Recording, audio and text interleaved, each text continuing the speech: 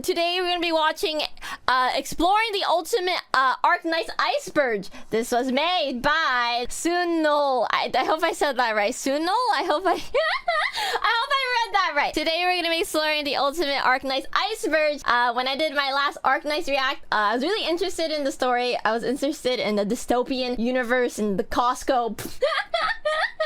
And I got a lot of recommendations to watch this video if I wanted to continue learning more about Arknights. So that's what we're doing today. We're watching this video to learn more.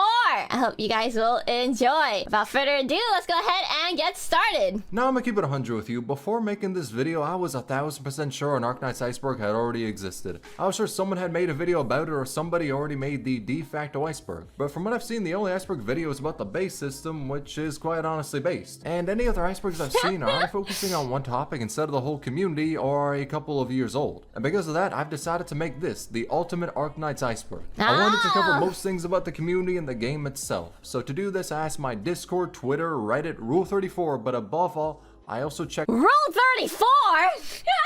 Wait, why is he asking Rule 34 for lore? What lore do they have? I need to... Does anyone have a link asking for a friend? I need to check it out. I'm kidding. I'm not a gooner. I'm not. out other icebergs that the community has made. So before getting into it, you can find all the other icebergs I've used to make this video linked in the description. And I would also like to thank everyone in my Discord who helped add segments to this and provided explanations to the things I had zero clue about, like the Institute. So with all that being said, let's get into the iceberg, starting with layer 7. So, ex-wife, let's talk about it. It's a meme that was made around when the game released. The joke was that since Kelsey talks to the doctor in a, colorful way, she was a doctor's wife in the past. And pretty soon the community ran with the meme, making art about it, jokes that she's the doctor's ex-wife, and is jealous that the doctor will not only continue the bloodline, but will continue multiple bloodlines. However, we now know the truth about Kelsey's feelings. Turns out, she wasn't a tsundere after all, she just fucking hated us. But in Vigilia, her opinion took a turn for the better. So wait, she just hated us? Wait, okay, I actually was believing the ex-wife. She looks like an ex-wife, right? Like the one that got away. She... Oh, okay. Okay, she just hates us. Now I'm sad.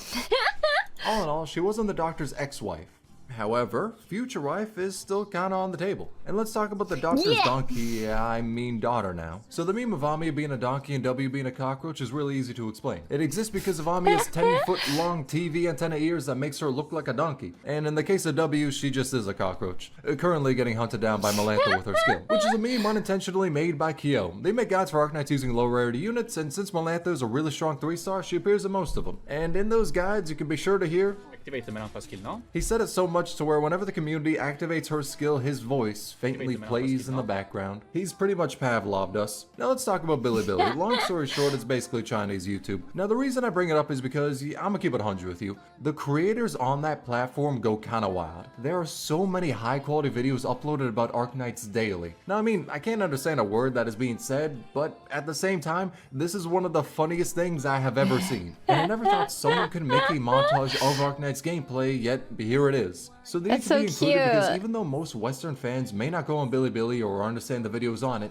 the amount of memes and genuinely amazing creations on it is a gigantic... No, dude, guys, I don't think this is just like Arknights exclusive, but like any like fan base that's like crazy on Bilibili, they lock in. I've seen some of the most like beautiful Honkai animation, fan animations, Genshin and stuff, all on Bilibili. They lock in. Big part of the community. By the way, those videos are linked in the description.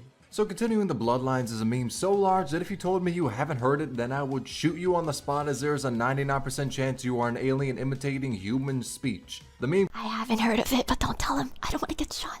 I haven't heard of that! Came from Resident Evil on how Chris Redfield really wants his sister to have a wholesome time with Leon S. Kennedy. And the Arknights community evolved this meme to never before seen heights. In fact, it'd be easier to say that if a bloodline exists, someone has drawn a comic of the Doctor wanting to continue it. The Neurals, the Royal Banshees, Silver Ash, Amina's sisters, Astasia the Swede, that's right, literal gods, and hell, in-game even Holahek brings it up. The community's logic is literally, if a bloodline exists, then someone needs to continue it. But if everyone's bloodline wishes came to fruition, then by the end of Arknights, half of Terra is gonna come from the Doctor. And quite honestly, that shit would be peak writing. Actually, Hypergriff needs to do that. Speaking of I know, I want to spread my seed across the world of Arknights. That doesn't seem that bad. This should make it canonical.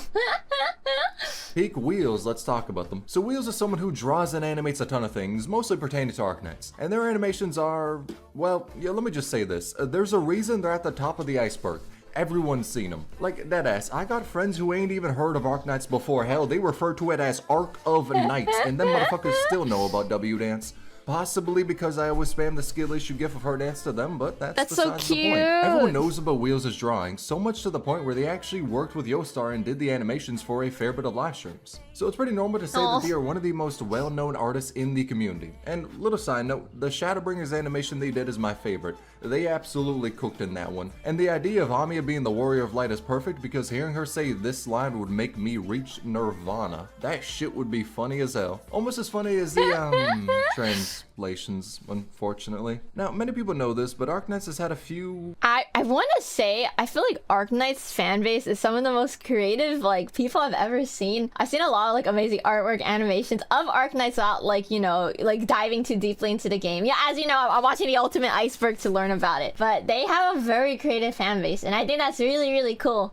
Maybe more than a little few. Moments where the translations wasn't precisely the most clear thing known to man. Yeah, I'ma stop beating around the bush. That shit was kinda ass at times. Now, this isn't me talking shit. Some of these chapters have a larger word count than a book, and a new event is dropped bare minimum once a month. So it's entirely understandable to have... You know, I heard Arknights is longer than the Bible. Is that true, chat? Is that...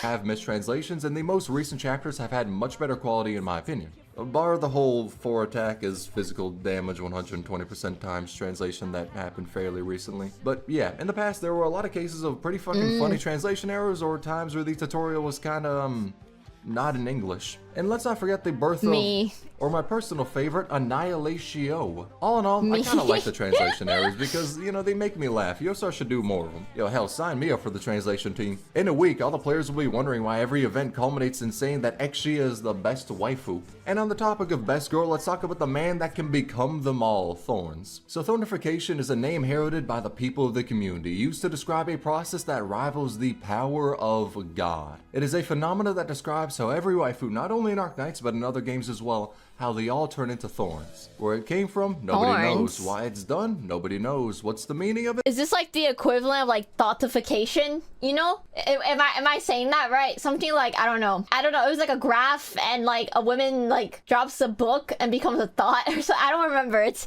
been a bit, but that's what it's kind of giving. It's kind of giving. Yeah, thoughtification. You guys haven't heard of it? It's real. It's real. Look it up. Maybe I should look it up. Yeah, that's a question for another day. Well, we all know that. It's because Thorns is pretty damn hot. Hell, it got so big to where Blue Archive even made one of its official characters look like Thorns.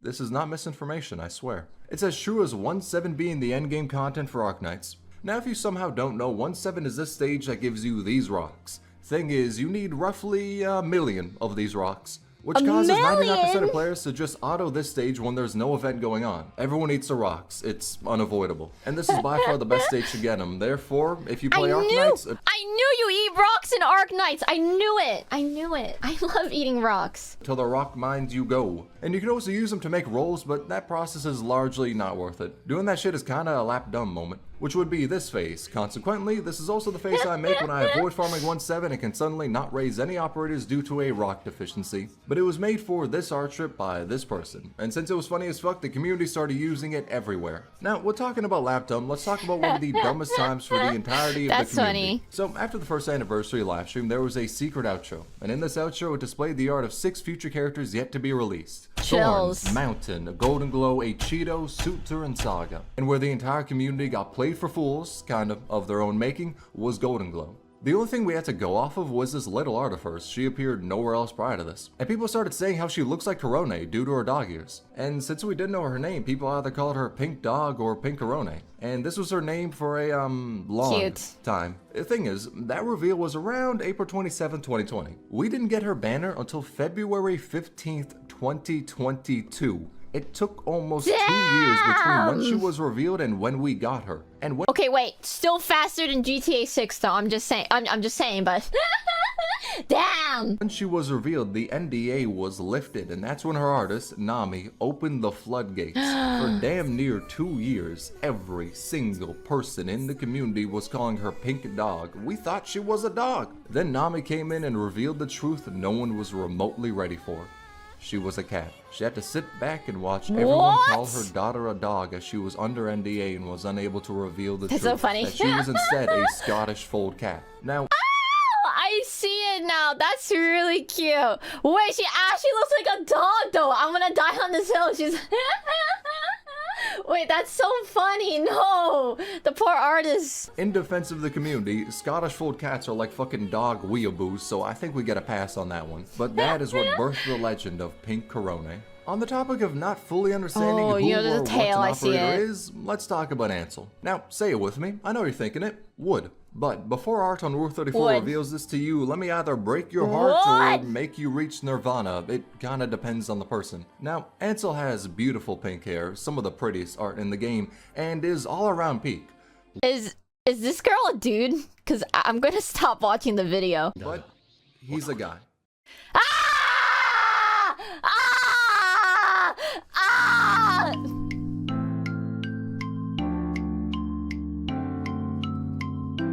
Fuck!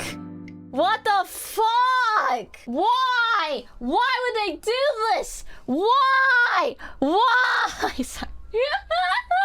Wait, out of like all the femmes of femboys, that's the most femme of femboys. What? Wait, no! I'm so sad. I'm so sad. No. Sometimes it takes a dude to become best girl. Fuck! I'm crashing out. I can't. Arknights fell off. I'm done. I'm done with it. Mid-lore. I'm kidding. Alright. Why is he a guy? Now with that, you were either like this or like this. Now, depending on the person, either you're welcome or you should have been gay. Skill issue, to be honest. Speaking of skill, let's talk about 1Ps. This is a self-imposed challenge where you're only able to have out one character at a time. Is there any reason to do it? Nah. Does it look cool as shit? You're goddamn right it does. So 1Ps are literally just a genre of a way to clear stages. I mean, there's many different genres. Either Defender Knights, where you only use Defender, Caster Knights, Niche Knights. If there's a challenge to be imposed on oneself, you can be assured that the Arknights community has done it. This is the most productive masochism I have ever seen. I never thought clearing a stage while only using one towel would be something people thought to do, but I'll be damned if it ain't kinda amazing to watch. Something else that's amazing though is the beans. Let's be honest, we've all seen them. I ain't really gotta explain what the beans are. Hell, I've seen more art of the beans than regular art of the Swee siblings, which then made me question something. Who made them? I thought Wheels did, as they've done some bean-oriented animations for live streams, but when I asked them about it, they said that South AC made them. Then I went to ask South AC about it, but yeah. So instead I messaged them on Pixiv and found out 10 days later that the last time they uploaded on Pixiv was a year ago. So they probably ain't ever gonna see that message. In terms of my non-interview sleuthing, I couldn't find any art they've done of the beans. So if I were to hold a guess, I'd say that they were commissioned to do it for official merch. Regardless, they're the creator of the beans we all love, so make sure to follow them, especially because their Sinclair art is peak. And another thing that's peaking is the last node of layer 1 is Mostima's tongue. I'm not gonna cap, saying that out loud was much weirder than I thought it would be. So the premise of this one is simple. Mostima so you know, when I started the video, I was expecting to like be depressed. I'm pleasantly thrilled that this is all just shitpost. Wow, what the heck? The Arknights community is so troll. Has a blue tongue. Why? Well, her lead to artwork shows it to be bare minimum canon. Now, if you ask me why it's blue instead of, well, fucking not blue, I really cannot give you an answer. Most I can say is, your boy ain't really complaining. Let's move on to layer 2. Maybe she ate too much Sonic Curry. It could be that. Instant noodles, which describes the harrowing, evil, and downright insane action the doctor did. The action was putting instant noodles in their mouth, still solid, mind you, then taking boiling water and dumping that into their mouth, which then instantly cooked the stale noodles, which were then eaten. Now, that is optimal, but it's also pretty fucking crazy. Cherry on top of it is, apparently, this shit was— What the fuck? Wait, we need to put the doctor down. That's some psychopathy. That's so scary. That's actually a sign of being a psychopath. That's what the fuck?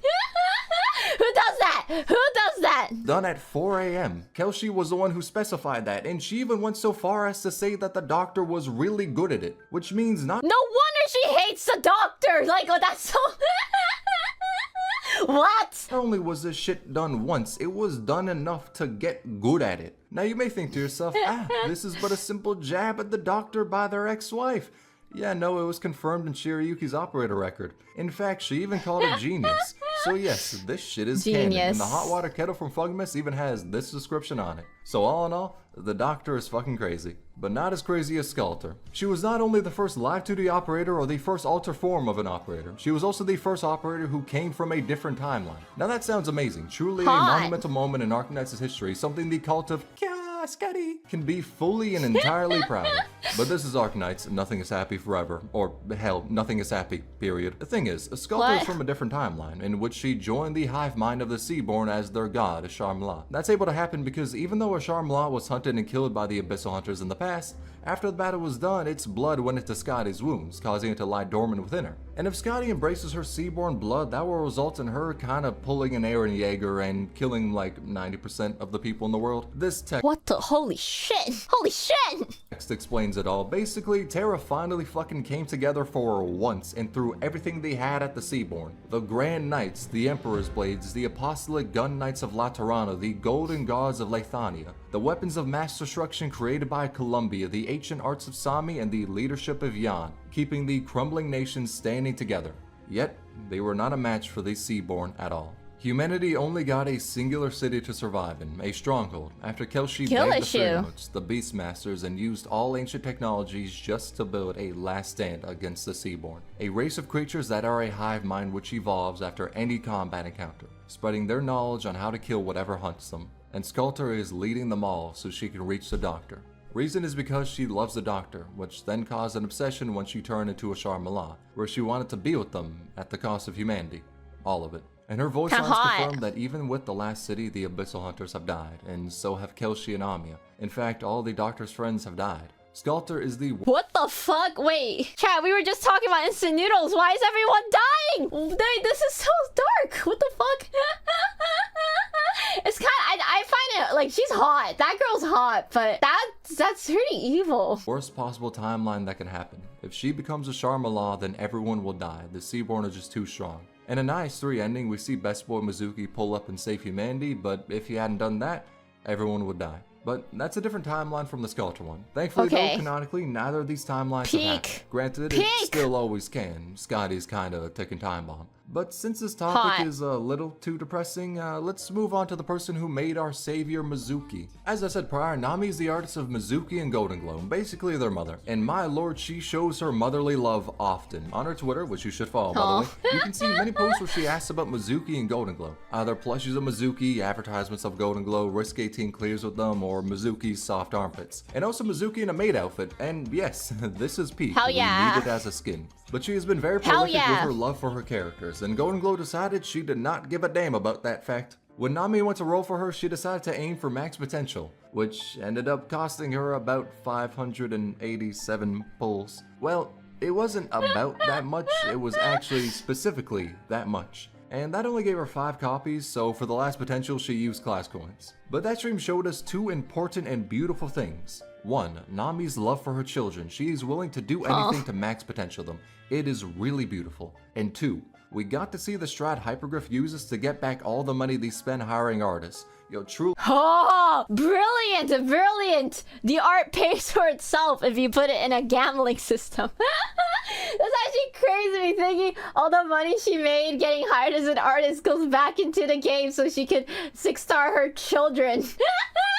That's evil! That's evil! It's a god-tier business strategy, on the same level as the KFC collab. So KFC's canon refers to these skins we got in the past from the collab. Now because of that, KFC is essentially canon in Arknights. The wild part is, this was meant to be some big hidden secret or whatever the fuck because it happened years ago, and After placing it on the Iceberg, they kind of just fuck? did the collab again. Now, I'm not saying they did that because I put it on the Iceberg, Peak. but I am saying that y'all should thank me for giving Global players another Exia skin, as originally only CN had the collab and Global didn't get the skins. It was like that because they made the collab before the Global version was out, which meant we didn't get the Exia skin. And I suppose the other skins too, but like, who the hell cares about them? Instead, let's talk about something people really care about though, Saria and Silence. So in about the first year of the game, people start to ship Saria and Silence. We have their relationship dynamic more pinned down now with stuff like Ifrit's manga, Lone Trail, etc. But in the past, we didn't know shit. We just knew Silence wasn't a big fan of the muscle mommy, and in spite of that, Saria openly wore her feather. Which I know seems kinda whack, like she just snapped that shit off of Silence, but it holds a different meaning.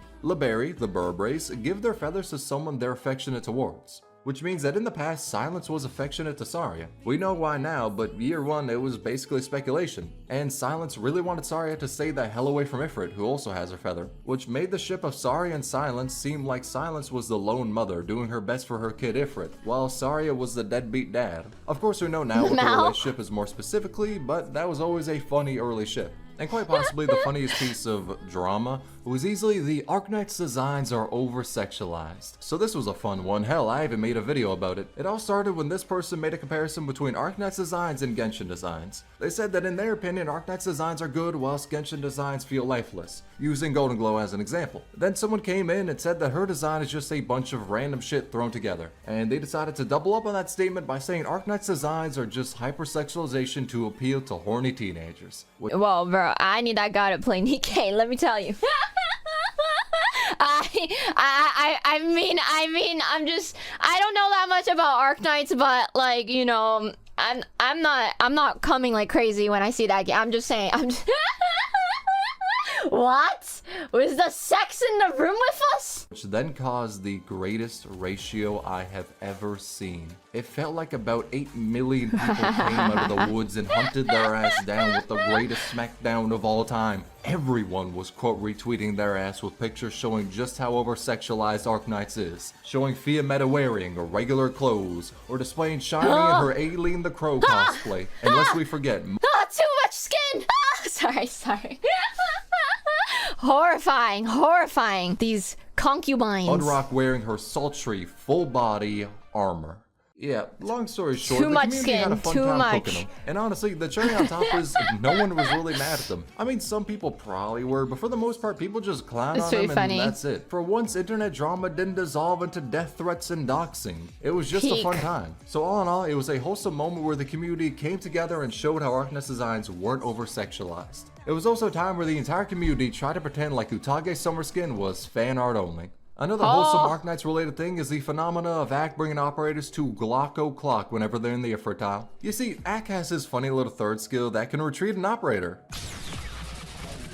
forcefully, which has made many dub him as the imposter amongst Rhodes Island. And people have used his skill to great success, the succession being the murder of anyone who dares enter into the Ifrit tile. Now you may ask me, what is the Ifrit tile? Well, it's a tile for Ifrit and her unique range. And from there, you may ask me, why did Rosmantis have to die? That wasn't a good tile for Ifrit and she wasn't even in the squad. And to that I say, ask 777 Ucky, not me. Speaking of Ucky, god gods, let's talk about them. And yes, Ucky is a god. There is no better way to finish this stage. But this point of the iceberg exists to cover all the channels that made Arknights honestly bearable at times. Cause there was no goddamn way in hell I was about to do Pinchet without a fucking guide. But there's Kyosun V who's uploaded guides even since the game release. Same goes with Ekijin. Dr. Silvergun is a channel who completes many things with just 4-star units. And honestly, Peak. that shit is respectable as hell. I think I'd lose my mind if I had to do that. And outside of the scope of guides, there's also many people who upload operator breakdowns, like E, which maybe isn't the best example as they've recently stopped making Arknights content. But even with that being the case, they were a great part of the community. Their videos fucking slapped, and they deserve all the success in making different content. No. And Ucky has stopped uploading videos. Though even with that being the case, many in the community still appreciate the work they've done and the memes they've made, like the Forbidden Book of Yeet. And when it comes to memes, Tactus has also been delivering them since the game's launch, making .exe, sprite animations, and character singing. He also translates and uploads Bilibili videos and gives the revenue to the creators from Bilibili. He even helped me out when I got a fraudulent copyright claim on a rolling video, so all in all, That motherfucker's my goat. Another guy. Wait, that guy's so chill. He's so chill. Creator is Peter YR, who was basically base god for EN players. They've shared a lot of resources and strategies on making your base as efficient as possible. And honestly, there's a shit ton more Arknights content creators I can mention, but the video is already like 2 hours long, so I'll just cut this segment short. And also because, I mean, Kukikaze literally— Wait, is this guy a prophet? We're only 20 minutes in. How does he know how long it is? They made a video recapping all the content creators of the game. But I did want to talk about the content creators who've made videos for the game and have either helped the community through the most CBT-inducing stages, gave us funny memes, made the base more efficient for maxing out Exia, or handed out recommendations on who to build and who to avoid like the plague. One character you should aim for though is Jessica. Not for any gameplay incentive, nah dog. It's because she can fund the creation of a second universe. Let's talk about the richest cat. Now her father is the CEO of Raytheon. Long story short, big ass business, lots of money. As a result of this, she can fund all of your limited banner roles. Due to her having enough money to buy heaven from God, many people— Wait, she's Mr. Beast? have been speculating that the reason she has 3 skins and an alternate form is because canonically she owns Hypergriff and has all outfits and She owns What we're seeing is only an infinitesimal amount of her wardrobe. You may think this to be a hyperbole, Wait, but think I of love this Her theory. father runs Raytheon, a weapons company, in Terra, the land that has a war every single month. Business is booming, and I mean that in a literal way. So long story short, that's how Jessica can canonically buy Rhodes Island with her pocket change. Hell, her garbage can probably be used to fund 8 different E2s. And on the topic of garbage, let's talk about the man that fell into a garbage collector, Kevin. So in the third Annihilation, you can see a jetpack soldier have their jetpack malfunction and drop into the garbage collector. That's Kevin. In the past, him and Ethan were friends who wandered around the world together and decided to join Reunion. Though later on Ethan left Reunion and Kevin became a Yeti Squadron member, which then led to his path of falling into the hole. Not only once, but every single time we auto this stage. He's basically going through a fucking ReZero death loop. Now some brave souls try to save him from this fate, and it was impossible, until Irene released. Her skill is able to levitate Kevin and allow him to go away from the hole and live a better life. That is, until he goes into the blue box and the doctor eats him. Which is possibly— What the fuck? Justice for Kevin! What the— He's lived a miserable life! Is there no saving him? why it might be better to just let him live and drop into the hole. As in Ethan's operator record, he heads out to find Kevin. The two of them meet. Ethan gives him homeopathy medicine and sees that Kevin is living a normal life in Lungman as a soda seller. Then the two say their farewells and head off on their own paths in life. Kevin to continue living in Lungman and Ethan to continue being used only by doctors following Kyo's guides. I mean, come on, everyone follows them. Just like how everyone knows the torture of the early ads. Because I'm gonna keep it 100 with you, the early Arknights ads felt like a psyop to kill the game on global. In my personal opinion, this game kinda good, right? But the ads made it seem like the shittiest gacha cash grab of all time. There was literally an ad that showed the characters getting their ass whooped in a stage, and the way to beat the stage was to not implement any strategy whatsoever, but to instead gacha for a 6-star. Bro, not only did they wipe away any semblance of strategy, this— Is this an actual ad that we're like looking at right now? Because it's pretty dog shit. What the fuck? This game has in that ad. They also completely ripped off my strategy for clearing stages. That was some bullshit right there. But the ads did try to make the game seem like the horniest Coomer bait known to mankind that has throwaway gameplay you can clear by just grinding and leveling your units. Which actually makes a lot of sense as to why the ads were that way. I actually just came to the realization that the ads in Arknights were not a psyop to ruin the game's reputation on global. Nah, he just mixed up the marketing campaign with what Azura Lane wanted to sell their game as. Holy shit, that makes a ton more sense. They also must have switched up the advertisement guidelines for the two games. Jesus, after 3 years, I finally found out why they were so ass. Man, I feel like I know everything right now. Damn, yo, call me Kelshi. Or don't, I actually don't want to be called the old well. Now, Kelshi's nickname comes from two factors, the first one being her age. So, in case you don't know, spoilers for Kelshi's module record, Walk in the Dust, Lone Trail, and Chapter 11. Skip to here if you don't want to be spoiled. But, long story short, she's immortal. She has lived for many years back when the Sarkaz and Sancto were known as the T-Kaz. She went— Oh shit, I thought this guy was about to say she's 30. She's like old then. Wait, that's so— I feel like that's so sad. I don't know. I feel like being immortal isn't the meta, but I constantly desire to jump off a cliff. So who knows? That's the fall of Gaul. Hell, she was even there when the Battle of the Four Emperors happened. She saw the creation of Kirag, leading the genocide on the Sarkaz, and she even died, to only be resurrected after time had passed. Her real name is Amaten, and she was created by the ancient civilization that came to Terra. She's trying to save Terra, and her actions so far have been for that goal. In a walk in the dust, she prevented Columbia from acquiring weapons of mass destruction. She stopped a war between Victoria and Ursus, and acquired the Rhodes Island land ship to start the company. She knows most things about Terra and is on a mission to make it a better world, to save it. Even though she herself is not the most powerful person, she cannot control all of Terra, cannot monitor what dangerous acts are being committed, but she still tries to help the world, even with 10,000 years of its weight bearing down on her. Due to that, she distrusts humanity and is pessimistic on their future. However, she has not stopped helping it, and her actions have saved the world more than once. And because she has lived for 10,000 years, the community decided to call her Old Well when her icon appeared next to this node's name. It was simply a skill issue. If you didn't want the moniker, you shouldn't have dropped right there. I know for a damn fact the person who made her low. What the fuck? Chat. Okay, I wanted to say I'm gonna wipe her. Wait, what? She's tried so hard for the good of humanity for so many years, and she hasn't given up. I feel like that's so admirable. And then the community calls her an unk. What? I'll marry her. I'll call her my wife. Light is disappointed in that play. In case you have zero clue why I just called a low brightness light a person, let me explain who Low Light is. Long story short, they're the person who made Arknights. Low Light, or Hai Mao, is the founder of Hypergriff and is currently the head producer of Arknights. So long story short, yes, they are John Hypergriff. Now the reason Low Light is here is because, yeah, on one hand they did make the game, but who gives a shit about that, am I right? The real reason they're here is because Low Light is based as fuck. Let me give you an example. Someone made a deepfake video of him singing Bakamitai and that shit became a meme. Fast forward to 4 months later during Hypergriff's year-end party, this Chad decided to play a video on the mini-movie screen they had, and nobody could have prepared themselves for what was about to play. It was Low Light not only mimicking the video of Bakamitai, but he was also singing it, and the memes don't stop there. Recently someone made a post about wait, this guy is so fucking funny. Yo! The new event saying how they don't like the portrayal of rice crops being stepped on. They called Low Light a royal descendant who doesn't understand the commoners' hardship. His response to that was simply, what? I farmed before. He also got the title of Pharaoh due to his love for Egyptian culture, which also resulted in a meme being born called the Pharaoh's Blessing, to only later be officially recognized when they had this art appear in a live stream. It's the meme, but his face has been replaced with a rundum. There's also the other title he has, that's so funny. Let me tell you the tale of how this moniker was bestowed. On the morrow of Arknights' first anniversary live stream, there was a Wheel of Fortune. It would determine what rewards the players get, and all is, naturally, all. So the Wheel of Fate was spun and came to a stop.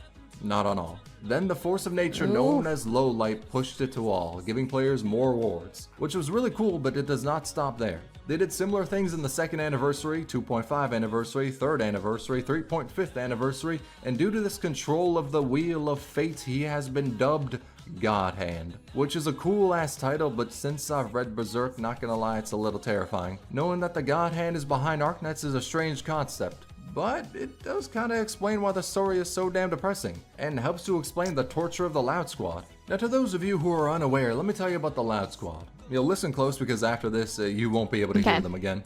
I'm listening. Oh god. Who the fuck did the audio engineering here? Cause, oh wow, that's pretty awful. My ears! Oh my, that's basically the explanation. You're welcome. Now Destiny is a funny one. In the past, they teased a collaboration between Arknights and Destiny 2. Then followed that news up by what you're hearing now, silence.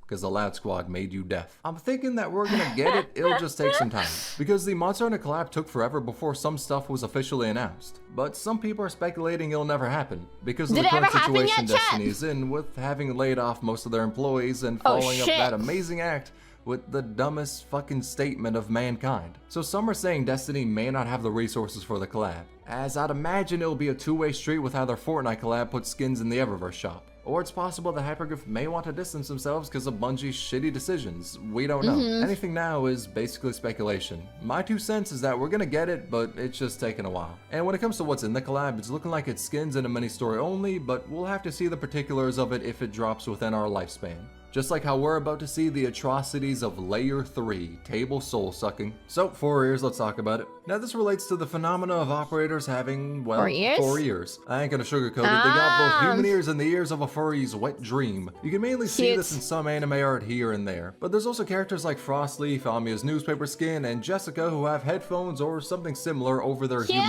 ears. Some do only have 2 ears like the Sancta and Sarkaz, but any operator with animal ears also has regular human ears. Now, why this is the case, I do not know. But I'm glad it is, because the idea of a bald operator just having a head shaped like a ball with 2 animal ears... Wait. If an operator is bald, then does that remove the fluffy animal ears, or do they just look like a Sphinx cat's ears? No, what? You know, I feel like they look like a Sphinx cat, right? I feel like they would. I think they look cuter having both human ears and animal ears, even though that doesn't make sense. Aesthetically, it's better. Like the near blindfold. I don't like this train of thought. I'm gonna abandon it.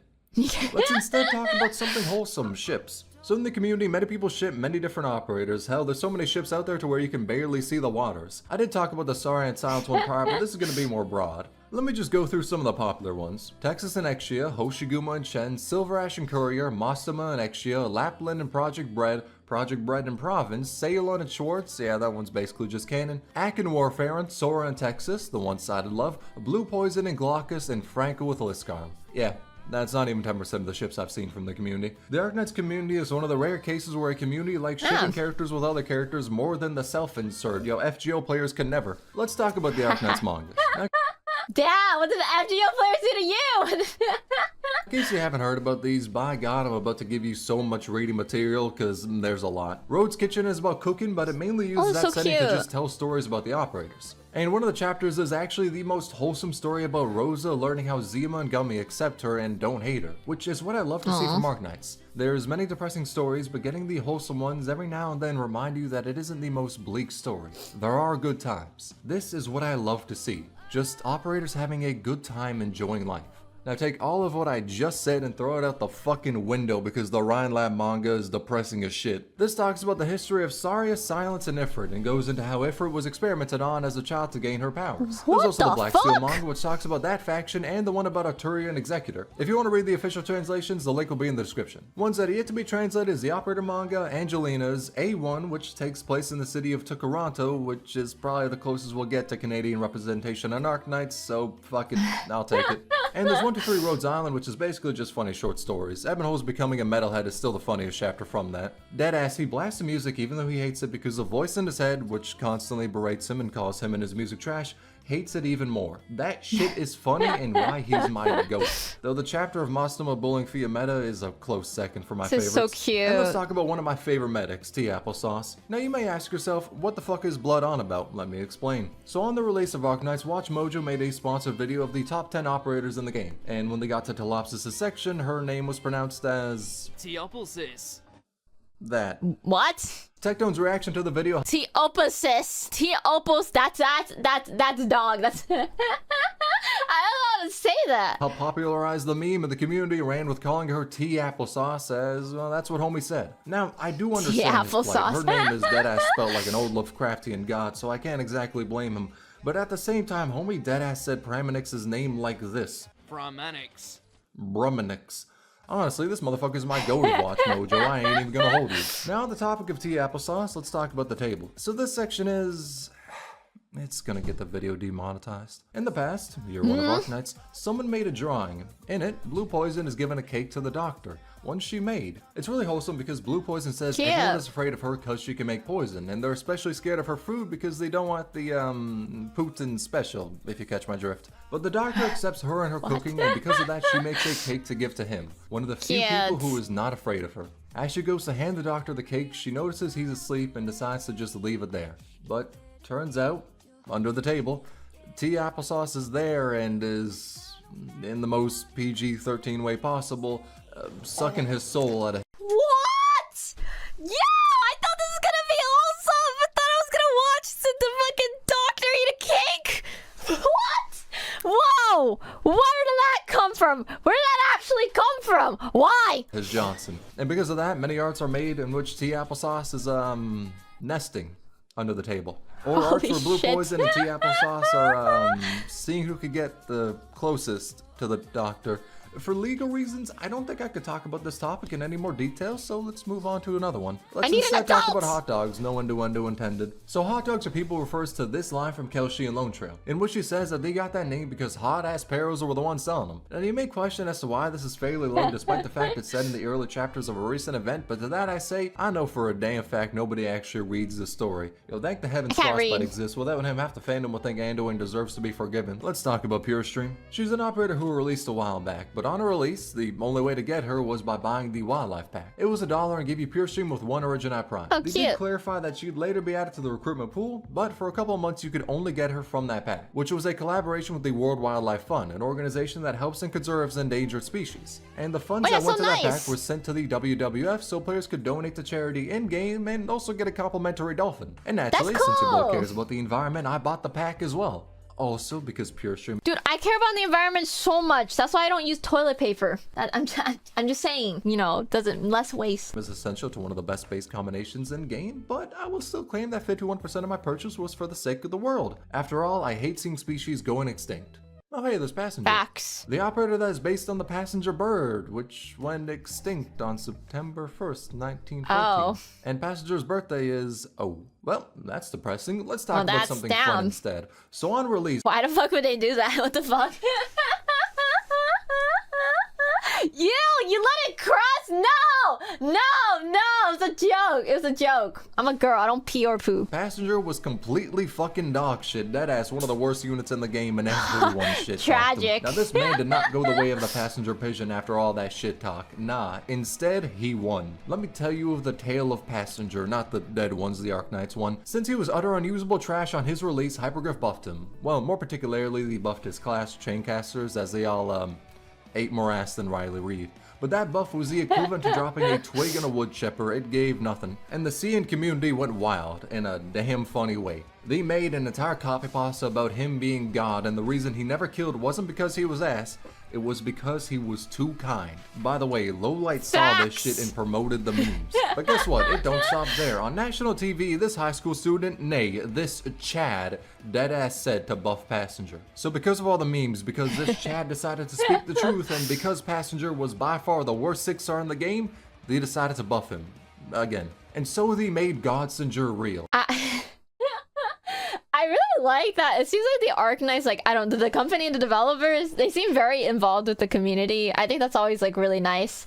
You know, that they, like, see these funny things the community makes and it makes it real. And the buffs didn't stop there because they dropped a fire module for him. I know modules are meant to be a power increase, but I'm gonna call it a buff because it feels like there's a 50-50 between getting something like Ling's module, which is the greatest buff imaginable, and something like Dusk's mod X, which is...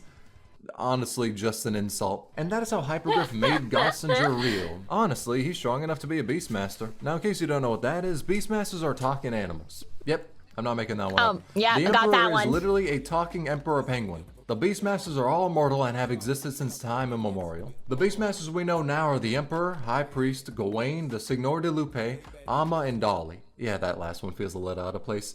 I mean, not as out of place as the Duck and Duck Lord. Since they have lived for as long as time existed, they all decided to do different things in the world. High Priest spends their time in Sargon making technology. Signor de Lupe is the pack of wolves that fight each other to deem who the Alpha is. But because they cannot kill each other, they instead appoint Fangs, humans, to fight in their stead. They need to kill all the other Fangs and that wolf is deemed the winner. In fact, Project Red is one of these Fangs. And then there's the Emperor, who makes sick-ass rap music. Like, I ain't even gonna hold you, this motherfucker knows how to spit some shit. The Emperor is easily the coolest Beastmaster, bro, just... Wait, what the fuck?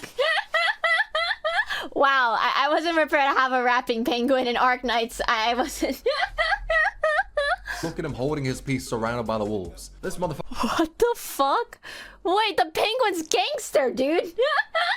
What? That's amazing! Fucker is my goat, bias to penguin logistics aside. The Emperor is one of the best things to come out of Arknights, it's not even close. Though, someone who's almost as cool as the Emperor is Asta. And in case you do not know why the community glazes him, well, it's due to Arknights' legendary translations, in which he translated his entire operator description to simply Austa. Nothing more, nothing less. His name is all you need to know to understand how much of a Chad he is. It's changed now, but honestly I don't think there was anything to fix. It was honestly perfect. My man became a meme due to his Chad energy. And on the topic of memes, let's cover the copy pastas. So there exist many different ones that, for the sake of this What the fuck? What does this have to do with Arknights? Iceberg, and at the cost of my sanity, I decided to look up. Thing is though, I don't know if I could really even show this on YouTube. For a rundown, there's a Massimo one in which they're almost as down bad for her as I am for Rexia. One about how sex with Weedy isn't gay, don't question it. The Vaporeon one, but with Spectre as the focal point, the Tallulah one, and an honorable mention of how Thorns throws the sperm for his ranged attack. So remember how I was praising the Arknights community? Yeah, I take it back. We need to burn it. Everyone, we need to burn them all. What? And no, I am not describing that one. I refuse. This Iceberg was a mistake. Yeah, that's all for the copy pasta section. If you want to see more, you can easily look it up. I need not stain my eyes more than they have been, and we will never talk about these copy pastas again. Let's instead talk about attack canceling, alright? It's a very niche tech you can use that stops your character from attacking. The way to do it is to use a skill that cannot be used right before you attack. That will cause the operator to stop their normal attack. The best use of this that I saw was a strat for a high risk in CC9 where they had Gladia attack canceling so she didn't hurt the enemies that essentially have thorns. I just remember the thorns copy pasta. Anyway, oh God. That's a thing that can happen. It's pretty cool, but doesn't have too many uses, kind of like the multiplayer in the game. So far in the past of Arknights, they decided to make a multiplayer event. It's where you and another player took 2 floors of a building and had to stop the enemies. They would spawn at the top and the bottom, and the ones at the top try to take the stairs to get to the lower floor, where the blue box is. And the top player is meant to stop them from that, to make it easier on the bottom player. Thing is, some people decided making it impossible to stop the enemies would have been funnier. And they were correct. This shit is hilarious. The multiplayer event was really fun when it was launching. Hope they can bring it back in the future. I mean, I'm mainly hoping that because I played it in a way that actually helped the other player, and if they brought it back, I would 1000% troll the other player. But we don't need to go into the details of that. Details we should go into though is so Crown Slayer bullying. Now, this is one of my personal favorites, right? So take this boss, Crown Slayer. She was an early game boss and was fairly difficult as she had a move to teleport past operators. However, every bit of difficulty within basically any encounter with her was nullified when people found out she has no resistance to being pushed or pulled by specialists. This Wanaki came on in and popularized the bully squad by treating Crown Slayer like she was a yo-yo and the doctor was planning out the sickest tricks. Now that's so evil, that's so mean! This bullying went a step further when Hypergriff decided to remake her boss stage, but instead of using roadblocks to stop her, they just put a hole down for her to go the way of Kevin. Lest we even talk about the new levels of Crown Slayer bullying that happened after Shu was released. Homie isn't having the best time as of right now. And this isn't how much story-wise either, because she got her mentor killed by Project Bread and Siro Kusano, and then had Project Bread run her pockets. And lest we even talk about how in the main story and anime, Kelshi whooped her ass with the most bored expression on her face, even needing to stop Monster from turning her into a shadow. In gameplay anime. What the fuck? Wait, I was laughing, but now I'm actually sad.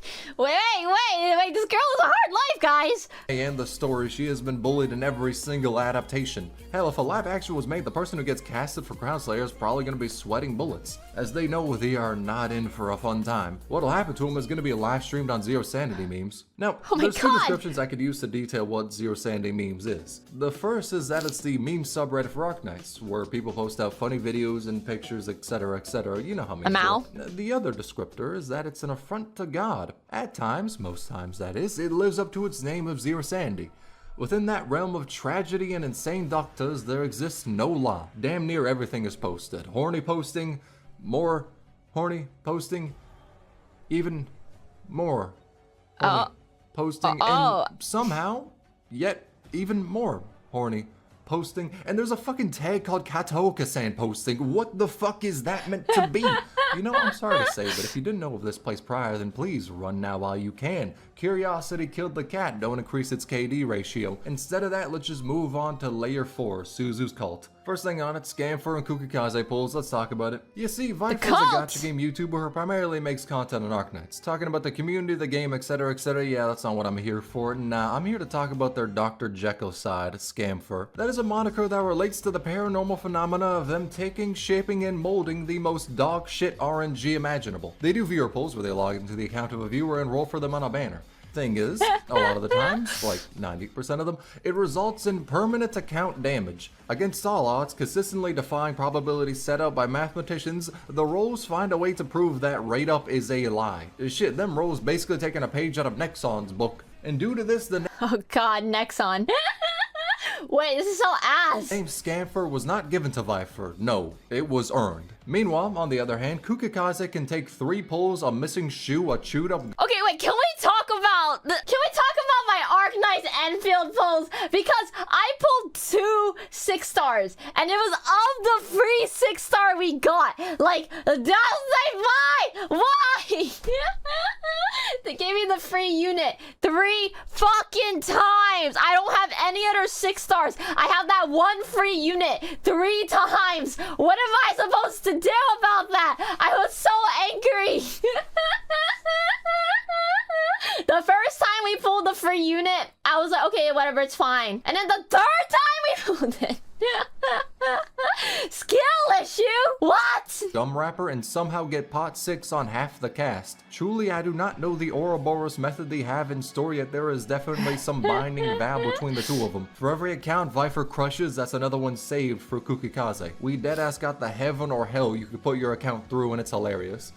Yo, deadass, 2 sides of the same coin, much like Province and Scavenger. Now when it comes to this ship, I didn't bring it up in the ship section as it goes a little deeper. That is to say, it's kinda official. In Scavenger's profile, there are 2 pretty interesting archives to look at. One tells the story of how she loved this girl from her home village, but was then thrown out due to her being infected. And when she met her love again, she was already dead. Yeah, that shit is kind of depressing, but... What the fuck? Dude, this shit, what the fuck? Dude, bro, this guy keeps, keeps debating me, bro. 1 minute we're laughing because, you know, the luck in the gacha pool sucks, and the next, like, people are dying. What? What I want to focus on is the fact that she likes women. She's the first confirmed LGBT plus character in Arknights. And in another archive of her file, well, easiest way to put it is, do you know how gay Moby Dick is? Like, imagine that, but with women instead. Wait, that's Moby just Dick is 5. gay? But yes, this... Wait, I thought Moby Dick was about a whale. What the fuck?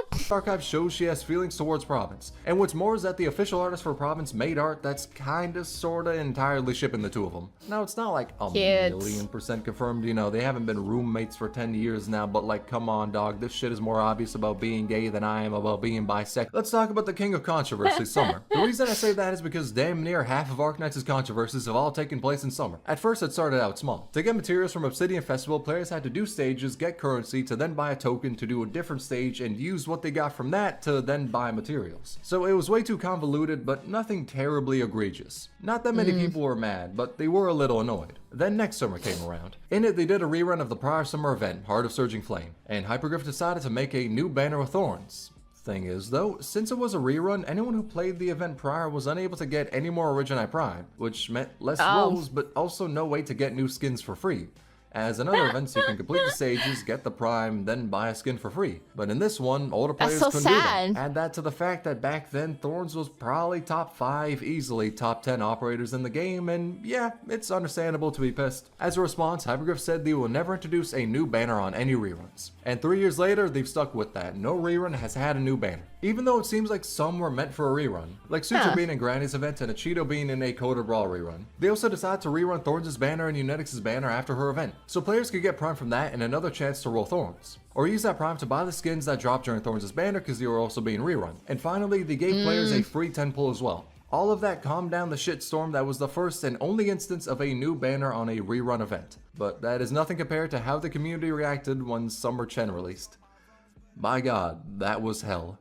You see, at the time, Arknights never had a limited summer unit before. We had Chinese New Year limiteds like Neon and anniversary limiteds like W and whatever half anniversary ones as well. This made it so there was 2 pools for limiteds with them running 3 limited banners a year. Then they came in with the limited summer pool and people weren't the most happy, as that was now 4 limiteds a year when prior, at launch, there were 0. So that's where the controversy started. The oxygen for the fire was the fact that she was top 3 strongest units in the game, arguably at the time top 1. The gasoline for it was the fact that she looked like another operator, Blaze. The propane was how people felt that the altar was random and not story-based at all. Most people felt that Summer Chen was just a lazy alternate form of a popular character, as in the event she kinda just pulled up a water gun out of nowhere, so it didn't feel as lore deep as something like Sculptor was. And the sprinkles on top was how the character sharing the raid up, Mizuki, was kinda dog shit at the time. This caused players to feel like Summer Chen was a cash grab. Make a new limited banner out of nowhere, make her broken as fuck, make an alternate form of a beloved character whilst not having the strongest basis for an alter form, and have her look like Blaze. And have the alter form be based on her outfit from Heart of Surging Flame that everyone wanted as a skin. And then just remove it in her E2 in favor of some really mid-drip. This controversy had CN players make a list of 15 demands for Hypergriff. No limited summer banner, no Holy poorly shit. explained alters, decreasing the spark from 300 to 120.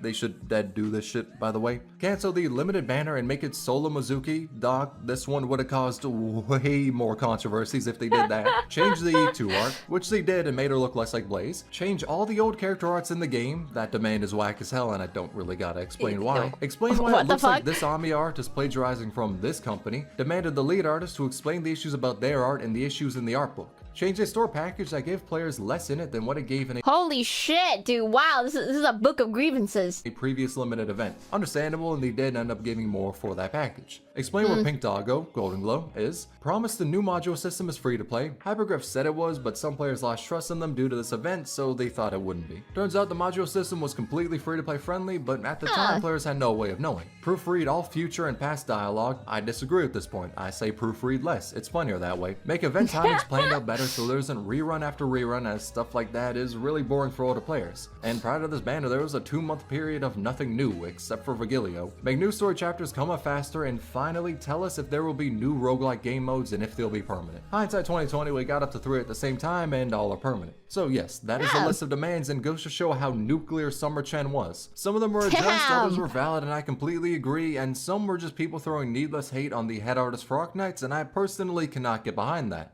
Though it goes to show how that was probably one of the lowest points for Arknights. Thankfully, the next summer event, My Ideal City, didn't really have any noticeable controversy around it. But So Long Adele had some people complain that there are too many alternate forms of operators, and I agree, as there are some I would love to see taken out of NPC jail. Like Lemuin, Ascalon, Lemuin, Logos, Lemuin. She's so cute! Where is she? Is she out of jail yet, guys? I don't know how long ago this video was made, but maybe she might be out. Closure, Lemuin. Opian, Lemuin, Mechanist, Misery, that Lemuin is not an operator. Okay, I got a bit of a bias. Aside from me spitting facts out of 4 summer events, 3 have had controversies with them. I don't know what this summer-based curse is, but my god, is it funny as hell. Straight up, the next summer event feels like a 50-50 chance between being normal or another shit show. We'll have to see. It's a curse, much like the curse Exia has. Yeah, it's time. Time to talk about the extra dojins. And due to how the subject matter is, I'm a dead be showing cute pictures of cats because showing what I'm talking about will traumatize all of you. As a disclaimer, I'm not sad about how high this is in the iceberg. No, I'm fucking despairing that it should be higher. Deadass, this deserves to probably be in the 2nd layer, but your boy wants to represent the community a little well. When I was making the iceberg, I wanted to put it in the lowest tier, but everyone said that shit deserves to be higher. And I get it. I know. Dear God. Trust me, I know, but please, let's just somehow pretend, that not everyone knows of this accursed knowledge, alright? So with that being said, to those of you who have no clue about the Exia Dojins, which is like 99% of the community, totally, let me explain. Now the best way to explain this without having YouTube kill me is with math. So there are 23 Exia Dojins on that one site. Is this porn?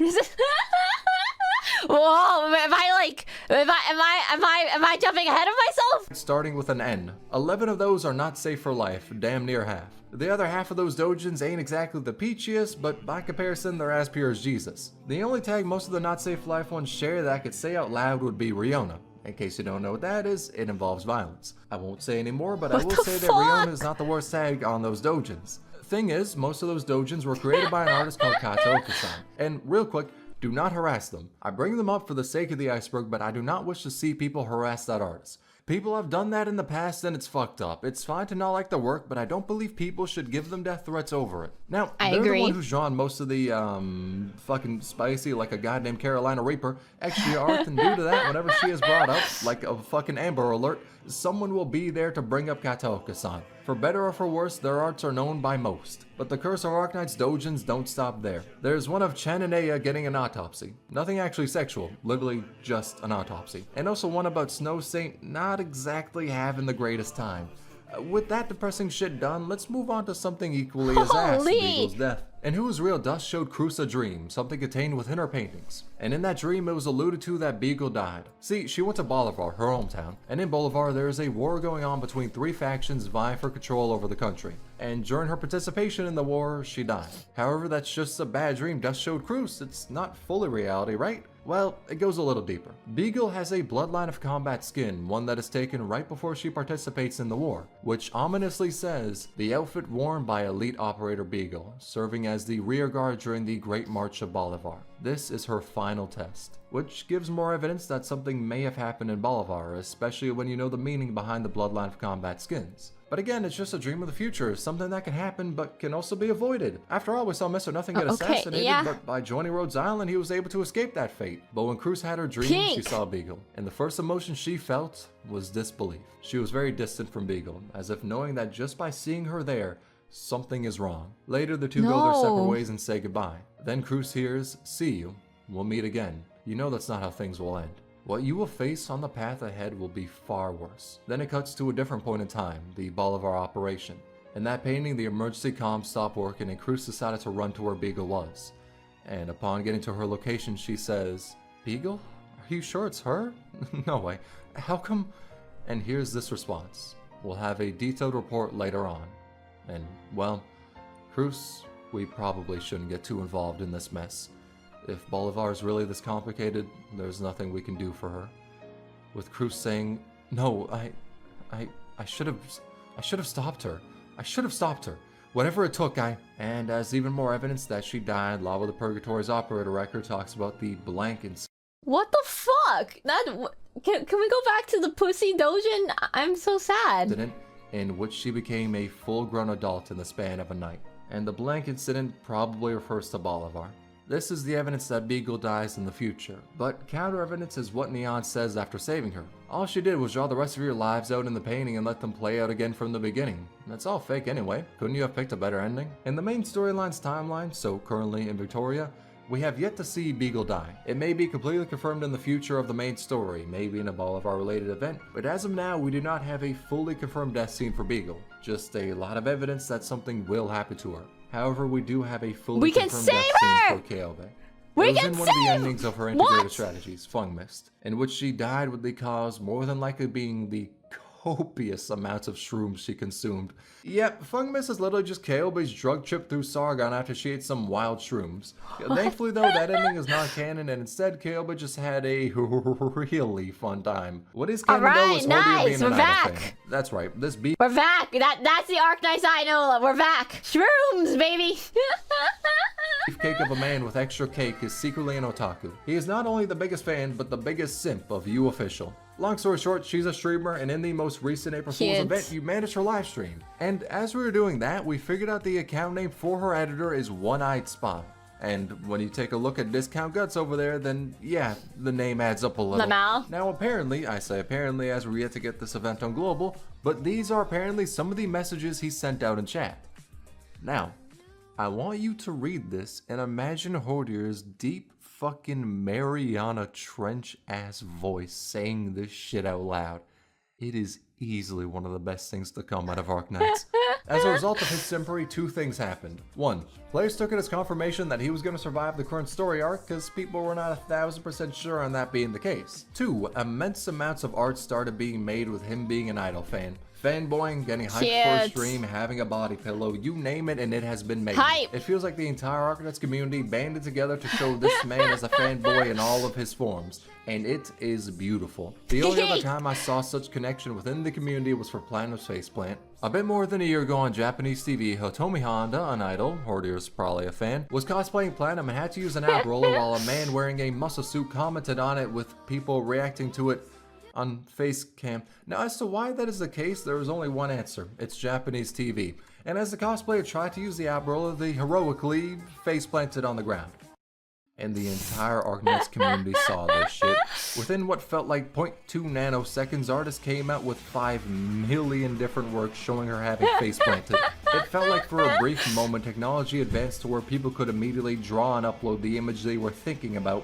Everyone drew her face planting and that became associated with Platinum. The memes died down now, but the memories about it will never fade away. Just like how Platinum will never have a six-pack, or how Hyperglyph will seemingly never decide to take an easy-ass bag. Let me explain what I mean by this point. So there exists an infinite amount of moments where Hypergraph can do something very simple and just print money. What are those, you may ask? Giving us maid Kelshi or butler Kelshi, preferably butler Kelshi, making any of the Ambiance Synthesia outfits into in-game skins, giving us the Angelina and Masuma sportswear outfits, giving us this extra outfit that I don't even remember where it's from, but I have it saved as a screenshot on my 6-year-old phone because I am the most insane extra simp. Point is, there are a multitude of different sprites which already exist that if made into skins will have everyone throw money at the screen. Yet for whatever ungodly reason, Hypergraph refuses to do it. I do not know why they haven't, but not making Kelshi Butler drip into a skin is the greatest form of financial sabotage. We already got the sprite, dog. You don't need to add anything else to it. We'll buy it from the store in that form, goddammit. Them not making the easiest financial choices is almost as whack as Suzerain having a cult. Now, I'm not talking about the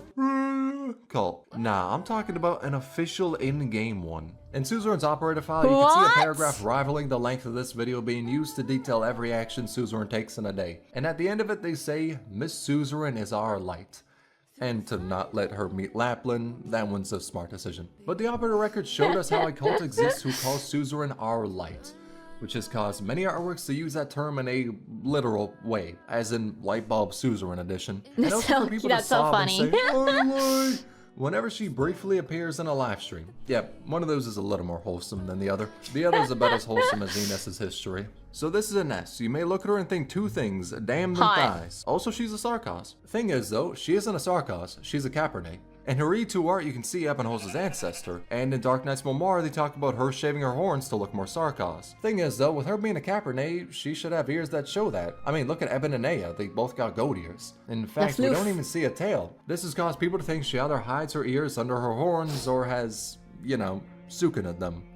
Like, slice, dismantle. Okay, she cut her ears off is the theory. Tail is amazing. Oh, wow. Wow, that's... Wow. Maybe, but I feel as though that's easy enough to hide. I mean, as long as she wasn't really taking back shots from Hordier, there was probably no reason to. Though her reasons for appearing like a Sarkos become apparent in her operator file, where she hands an orphan Lathonian boy in Kazdil a file and says, only a Sarkos can survive in Kazdil. And Iness later says the only difference between her and that boy is that she survived afterwards. So it's likely something similar happened to her. Now, if she did cut off her ears, or if she is a Cabernet that just doesn't have noticeable ears, I couldn't tell you. But I can tell you that she had to pass off as a Sarkos. Even now, she still doesn't disclose her race to Rhodes Island. Just like how Cruz never disclosed her eyes either. In her base form and altar, she dead held the look of Brock, never opening her eyes. Why? Because if she did, God Cruz would be awakened and bring calamity upon Terra. And also because she's sleepy as hell. But in an art book, we finally got to see her open her eyes, and they're green. Now, what you will do with that knowledge, I don't really know. Much like I don't know what you'll do with the knowledge that smart toilets are real.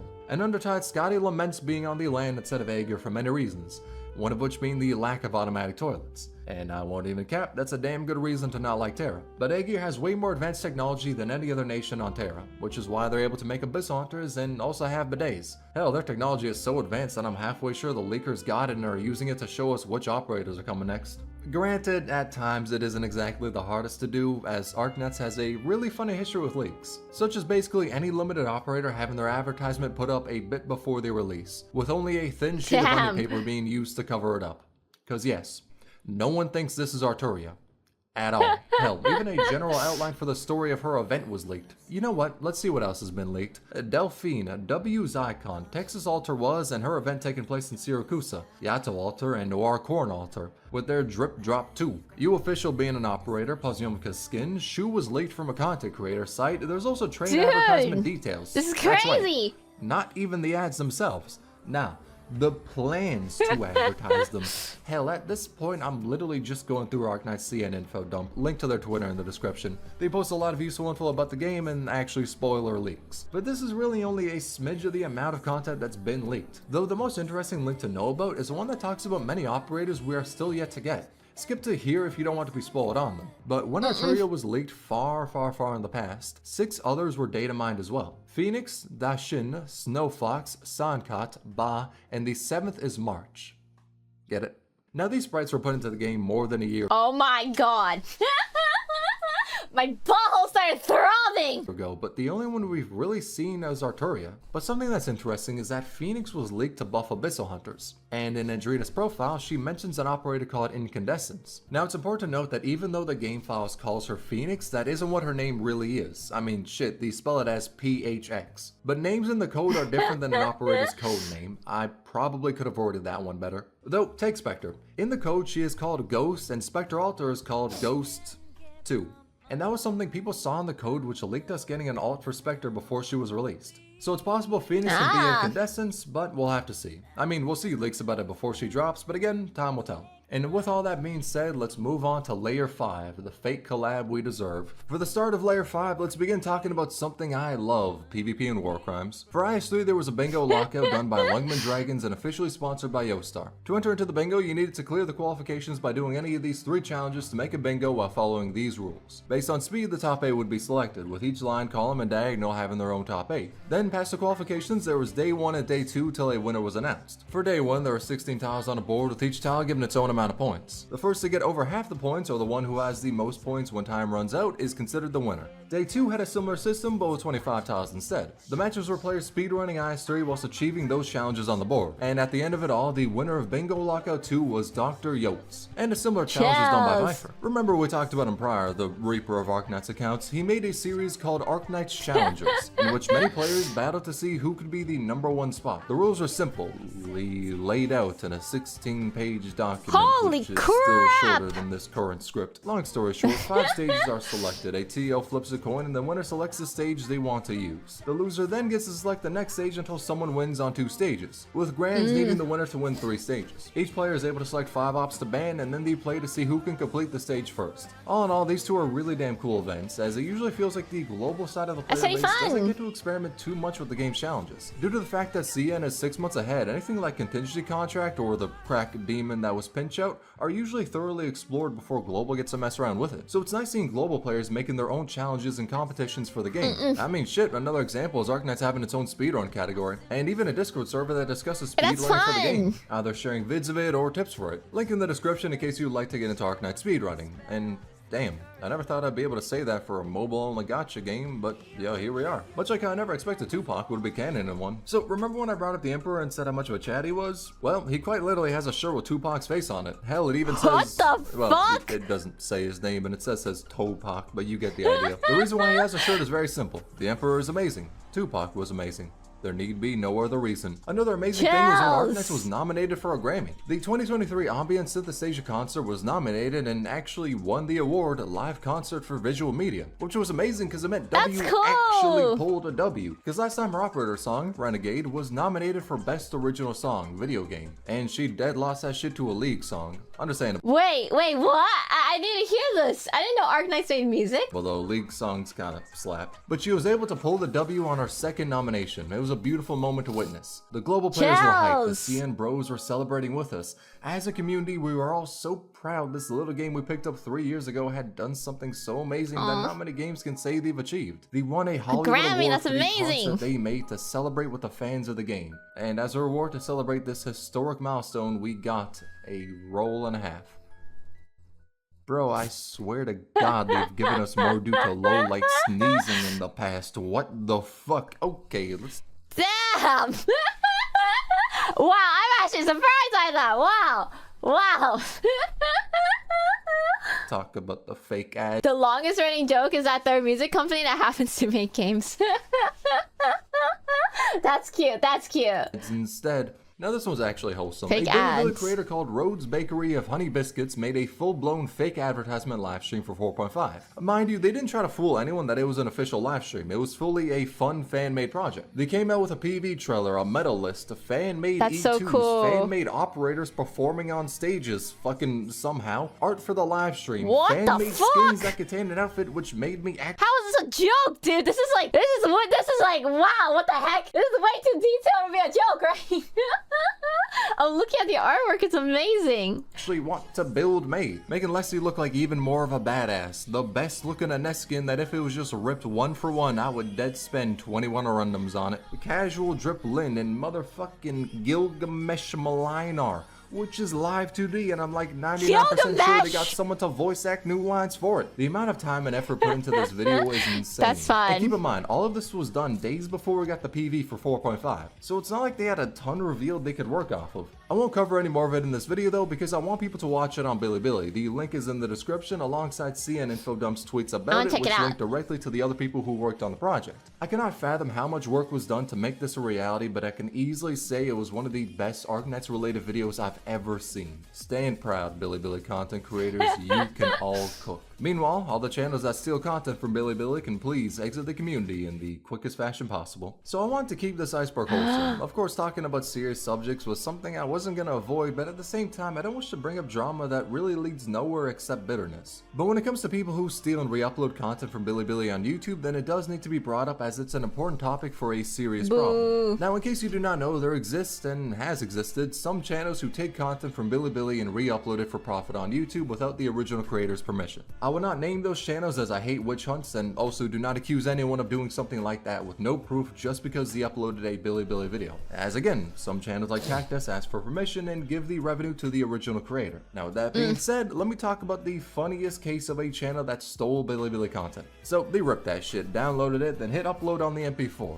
In the description they gave some brief link to the channel on Bilibili, said they had permission, they fucking didn't, then ran ads on it and gained money from the videos that lacked even the tiniest shred of their own work or talent being put into it. Then they took this shit a step further. They decided to upload event trailers and run ads on them. Now, some creators do that like Casual Team, but the thing is, they don't run ads on them. But that channel decided to not only profit off the hard work of Bilibili creators, but they also decided to do that shit to Hypergriff, the company that makes the game. Which, yes, is incredibly dumb. I don't even think a tweaking crackhead would make that decision. But worry not, for they decided to somehow one-up that shit. They took the entirety of the first Ambiance Synthesasia concert and re-uploaded that shit on YouTube before it was officially available. And even ran ads on it. Now the best part about this is, at that time, the only way to watch the video about the concert was by having a premium Bilibili account, basically YouTube Premium. Now of course you can easily watch the official upload for free now as it's been uploaded to YouTube, but back then it was a big deal. And overnight, Hypergriff really just said, imaginary technique, you're banned. And fucking eviscerated that channel, fully deserved. Out of all the examples of channels that have ripped off Bilibili creators, this is by far the funniest one. The less funny part is the amount of clones I found whilst researching this. I was gonna come on in and make a joke like, oh, I had to search past like 10 other channels that have done the same thing. Yeah, only problem with that being, it's no longer a joke, it's a fucking understatement. Looking into it, there have been many examples of channels being made that just re-upload CN creators as videos and make a profit off of it. Thankfully, the community is pulling a low-tier god and stomping out these channels, but they keep coming back despite us knowing their game because they keep smelling that syrup of the YouTube ad revenue. It's a problem. One that many people have put painstaking hours to see fixed, but will probably continue to exist as it's really easy to do and get money from. Hell, if one channel gets found out, create another in the same week. You already got the MP4s, the only thing stopping you is your upload speeds. Which is why as a community, it's best we continue to expose the channels who have actually done wrong. Don't falsely accuse people. And kindly tell stealers to never browse the internet again. And within the spirit of having shit robbed, let's talk about what happened with DMC. When it came time for the Capcom collab announcement, when we finally had a stream to tell us just what it would be about, we waited with bated breath as they first talked about Reclamation Algorithm, and as they showcased the trailer for it, we heard it. The DMC5 main menu and voice play in the background. This made everyone so hyped that we got DMC as prior. We only knew it as a Capcom collab. That shit could have been anything from Dead Rising to Mega Man or Resident Evil, but most, myself included, wanted DMC. And that music gave us hope for that shit to be crushed in favor of giving us a Monster Hunter collab. Which, there wasn't anything wrong with that. In fact, it's pretty much a beloved collab. But the music playing really just set us up for disappointment. Evidently, that shit was a mistake. It was not meant to play. I like to imagine that an employee at Hypergriff was hyped thinking we got a DMC collab, and when they heard no, the debate, that's so sad. Internally that it was just Monster Hunter, they dejectedly fired up DMC5 to practice some virtual combos, and accidentally had the menu sound play on stream. That's probably not what happened, but that headcanon helps me cope in knowing that I wasn't the only lost soul on that day. So that's what I'll say was the case. Another thing that was robbed from us was Beta Kelshi. And no, I'm not talking about the abomination that is Happy Kelshi from Enfield. That shit is terrifying. I'm instead talking about how Kelshi was available as a unit in the beta version of the game, but on release she just disappeared until we got her during Sculptor's event, which means that it took till the end of the world before she would even allow the doctor to command her in battle. True X-Life energy right there. But in beta she played much differently. Monster was still summoned for her and she was still a medic, but Monster had ranged attacks now. In fact, that shit was AoE. Her first skill was a generic more attack, second made Monster hit slower but harder and slowed the enemy on hit. Then it was reworked to where her first skill was still an empowered hit, but it also stunned the enemy. The second skill still increased the attack interval, but binded on hit with a small chance to stun. And if you ask me, by comparison to her beta form, they buffed the shit out of her. I mean, most beginning 6 stars on Arknights feel really basic when compared to the newer units, but my lord, I'm glad they changed up her kit. They spent a bit longer in the kitchen with Kelshi, but they cooked for her release. Completely unlike how Old Days tried to cook by ripping off Arknights. So Old Days is this now dead NFT game, which for whatever ungodly reason, against the advice of any life form with an IQ above 2, they decided to trace Amiya's animation from chapter 8 for their dog shit games trailer. What as the to why they thought they could get away F? with that, I'll never be able to tell you, as I'm yet to do enough crack cocaine to put me in that same headspace. The funny part is, they decided to double down and say it was original and not traced, acting as if no one had fucking eyes, and then said that Arknights cannot sue them and they won't dare to. Naturally, them bitches got hit by the Nintendo special cease and desist. Afterwards, Hell a great yeah. silence must have enveloped their headquarters because we heard nothing from them. They basically fell off the face of the planet. And much like what happened to War of Embers, that's a game that took really heavy inspiration for Arknights, which is code for saying they just copied stages one-to-one. I don't care to speak too much on it, as I've heard no mention of this game in the past 2 years, so it must have been banished to beyond the Shadow Realm. Possibly because they apparently stole from Mobile Legends and Raid Shadow Legends as well. What the so fuck? my guess on its fate is that it either died from being an ass game, or those 3 companies weren't the most pleased with their work. Kinda like how the community was when we saw our blatantly traced Beanstalk skin. Actually, nah, that's an overstatement. Tracing would have been better What the because this shit F? ain't tracing. It's fucking AI art that was told Oh wow, okay, I was gonna say, why the fuck does it look so fucking cooked? This is hella chopped. to recreate Beanstalk skin. And as is the case with AI art, it looks like shit. And somehow that was promotional art uploaded by the Chinese version of Chopped! Guild Wars 2. And I wouldn't be surprised if it's been taken down, as stuff like copying Arknights' character designs happens on like a bi-monthly basis, so Hypergriff is kinda used to this shit. Hell, just a bit ago, one company decided to copy Sari and Leslie's designs and Hypergriff took action against them.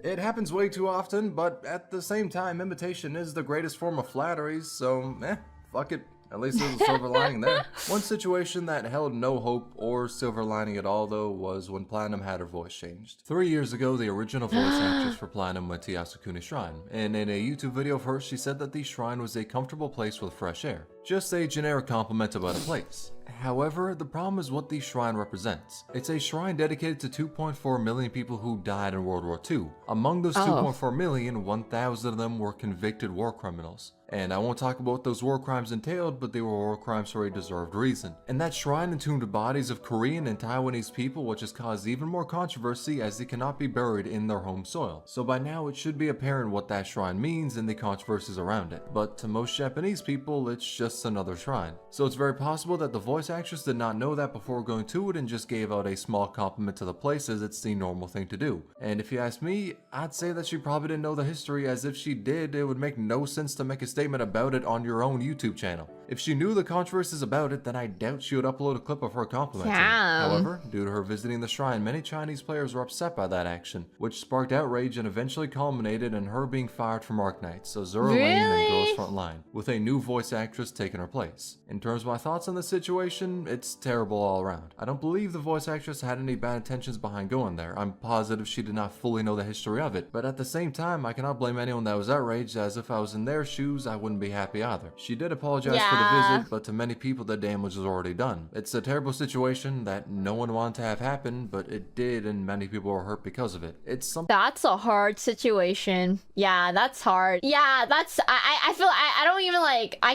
don't think I can comment on it. I feel like it's just a very very heavy situation. But damn, wow. Something that's heavily political and cannot be dumbed down to some simple gacha game drama. Though it is important to bring it up, as it's a big event and is why on a ship Platinum has 2 JP voice lines. As I said, there really isn't any good part to this history, so let's instead lighten up the mood by talking about Sora's race. Okay, that sounds a little bit weird out loud. Take Sora's Elite 1 art. She looks like a Lupo, right? Now take her Elite 2. She's suddenly a goddess. Her summer skin brings back the Lupo ears, but somehow they grow bigger for her Circusano skin. So that begs the question, what the hell is her race? A theory in the past was that she was a Sancta. She had illusion arts and used them to change her Wait, she's a shapeshifter. race based on who she was appealing to. She likes Texas, so she looks like a Lupo for her, whilst at E2, she looks like a goddess for the Doctor, as Amia, a goddess, is very close to them.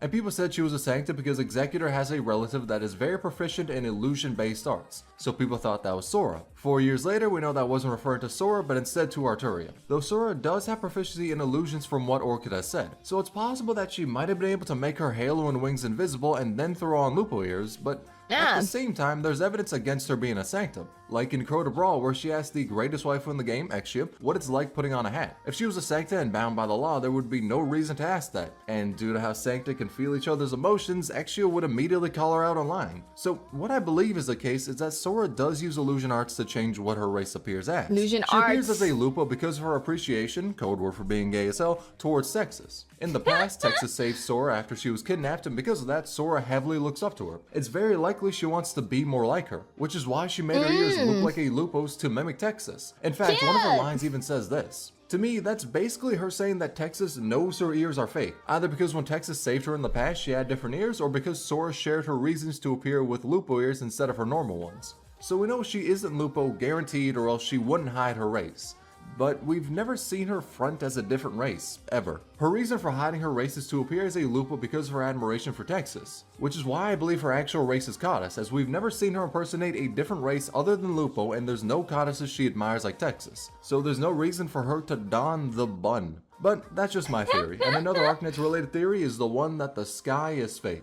I mean, okay, that's a dead lie, we know that it is, but prior to Lone Trail, there was always some stuff here and there that gave us the idea, such as Astasia's operator file having Kelshi talk about our inability to— I really like that in Arknights the sky is fake, and then when the sky like shatters, you see like, the observer looks back at you. It's so, that was like, from the last video I watched, that was like really cool to me. I really like that. See the stars, or how it's impossible to navigate the waters via following the stars. Therefore, lighthouses are essential. And there's also a hard limit on how high an airborne vehicle can go without getting destroyed. Even the birds have an instinct telling them not to go higher. Back then, we just had little bits here and there that told us the sky was fake, but not why.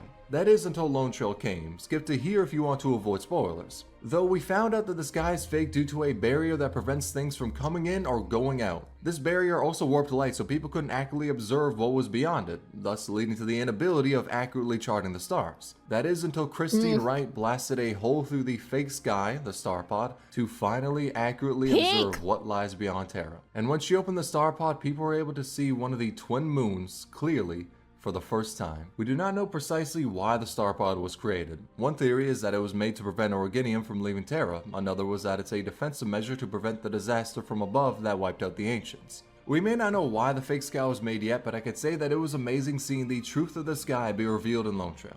Because for 3 years, we always had little bits of knowledge to tell us about it, but nothing confirming how it was fake. So seeing it be revealed felt like the culmination of various bits of lore in Arknights, all paying off at once. And other bits of lore I really love are the Bloodline of Combat skins. They're a sort of brand of clothing, not necessarily like Korokos, which is swimsuits, or a Poke, which is some of the most fire shit ever. It is instead clothing made by Rhodes Island for war crimes. I mean, it was made to suit the operators as best as possible. The Bloodline of Combat skins is gear that is best for an operator, and it has a specific meaning behind it, showing an operator at the pinnacle of their strength. For Angelina, it's when she is able to warp reality between her fingers. For Beagle, it is before her march in Bolivar, when as a soldier, she has gotten the strongest. Helliger shows his time in the Blood Peak campaign with his best friend behind him. Skydes is when Ashara Mallah takes over her body, and Gladius is right before she leads the charge to take her homeland back from the Seaborn. And this is why Bloodline of Combat is my favorite set of skins. It is raw as fuck. Cool. Now the most important takeaway is the fact that Exia is yet to get her Bloodline skin, which means that Exia Alter is a guaranteed thing that will happen in the future, and I am not huffing stray copium. Much like how many simps were huffing copium when people were talking about Mudrock X logos. So, this ship is hilarious. It became a thing when we saw Logo save Mudrock from Lathania casters. He was in the area, saw her squad getting hunted, and decided to save them and bring them to Rhodes Island. He saved her life. which caused many people to ship the two of them, as whenever it comes to fiction, simply exchanging pleasantries is enough of a foundation to write the— Dude, no, that's so true. So I didn't let him finish the sentence, but Jack Frost XL sub. I will die on that ship. That was my number one. My number.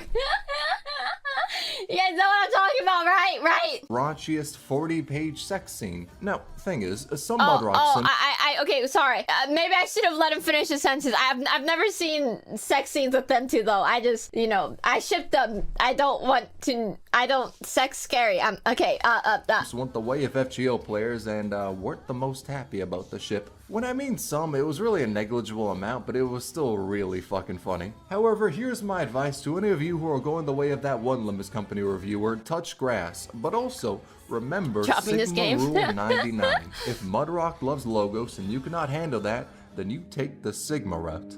You fuck Logos too. From there, you got two birds with one stone. There's no need to complicate matters. This is simple math. And with that sage wisdom, let's move to layer 6, Dorothy's conspiracy. You see, Arknights Global has a history of choosing events like how I choose which drug I take before writing a video. That is to say, it includes a bottle of bourbon and a dartboard. Because of this, the event list we see from CN's side is more of a very loose guideline to whatever the hell they plan to do on Global. At times, we make an event or two later than what was planned, but even with that being said, nothing could have prepared us for the Dorothy psyop that was about to happen.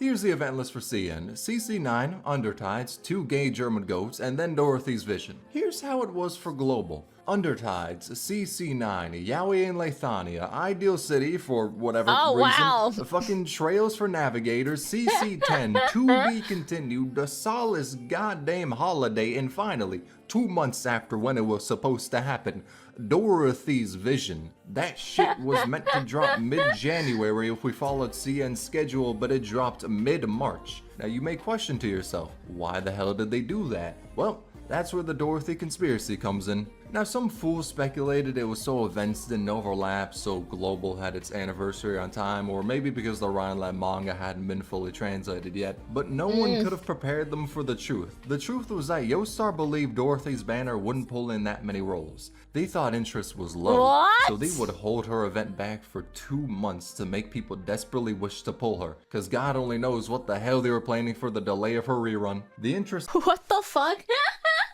Wait, they put a chastity belt on the fan base! And the rat was low, but by making people question, where at? For 2 months, they drove interest in her event sky high. People were making memes, art of her being held in event jail. The plan was working. And when her banner dropped for Global, they got the entire budget for Parrish and Frost. Or not, because evidently the revenue they got in that month didn't change at all. Regardless, I would choose to believe that the Dorothy conspiracy was a plan set in motion by Lowlight himself. Why? Because it's funny. Now let's look at something Dorothy could never dream of doing, coming early. You know— What? I am so sorry, Dorothy Sims. I did not mean to assassinate you like that. When Invitation of Line dropped in Global, for whatever reason, Yostar added in the data for Golden Globe before her actual event that would take place afterwards, a light spark in the darkness. Could've chose a shorter name, Pink Doc. And due to that, you were able to get her as a temporary recruitment in IS2, but it was impossible to roll her as she wasn't added to the standard banner yet, nor was her banner up. If you want a reason behind why she was added early, I think I got one. Nami's immense love for Golden Globe manifested ego, and due to that, we got her early in Global. I say that with no factual foundation, but my god, does it sound a lot more hype than saying Yostar did an oopsie whoopsie. Therefore, that's what happened. One thing that was an oopsie whoopsie though is kinda how they nerfed Enforcer on Global. His module was dropped during the Monster Hunter collab, alongside all the other pusher modules. Thing is, to unlock his module, you had to do the first EX stage of God Ahead. Thing is, the rerun was released prior to the Monster Hunter event on the CN server, but for Global, that shit was run after the Monster Hunter event. So for about 2 weeks, we had his module in the game, but it was impossible to unlock it because we need to do the first Guide Ahead EX stage that would only be available permanently when the rerun dropped. And so that beautiful twink was nerfed by the nefarious Yostar schedule.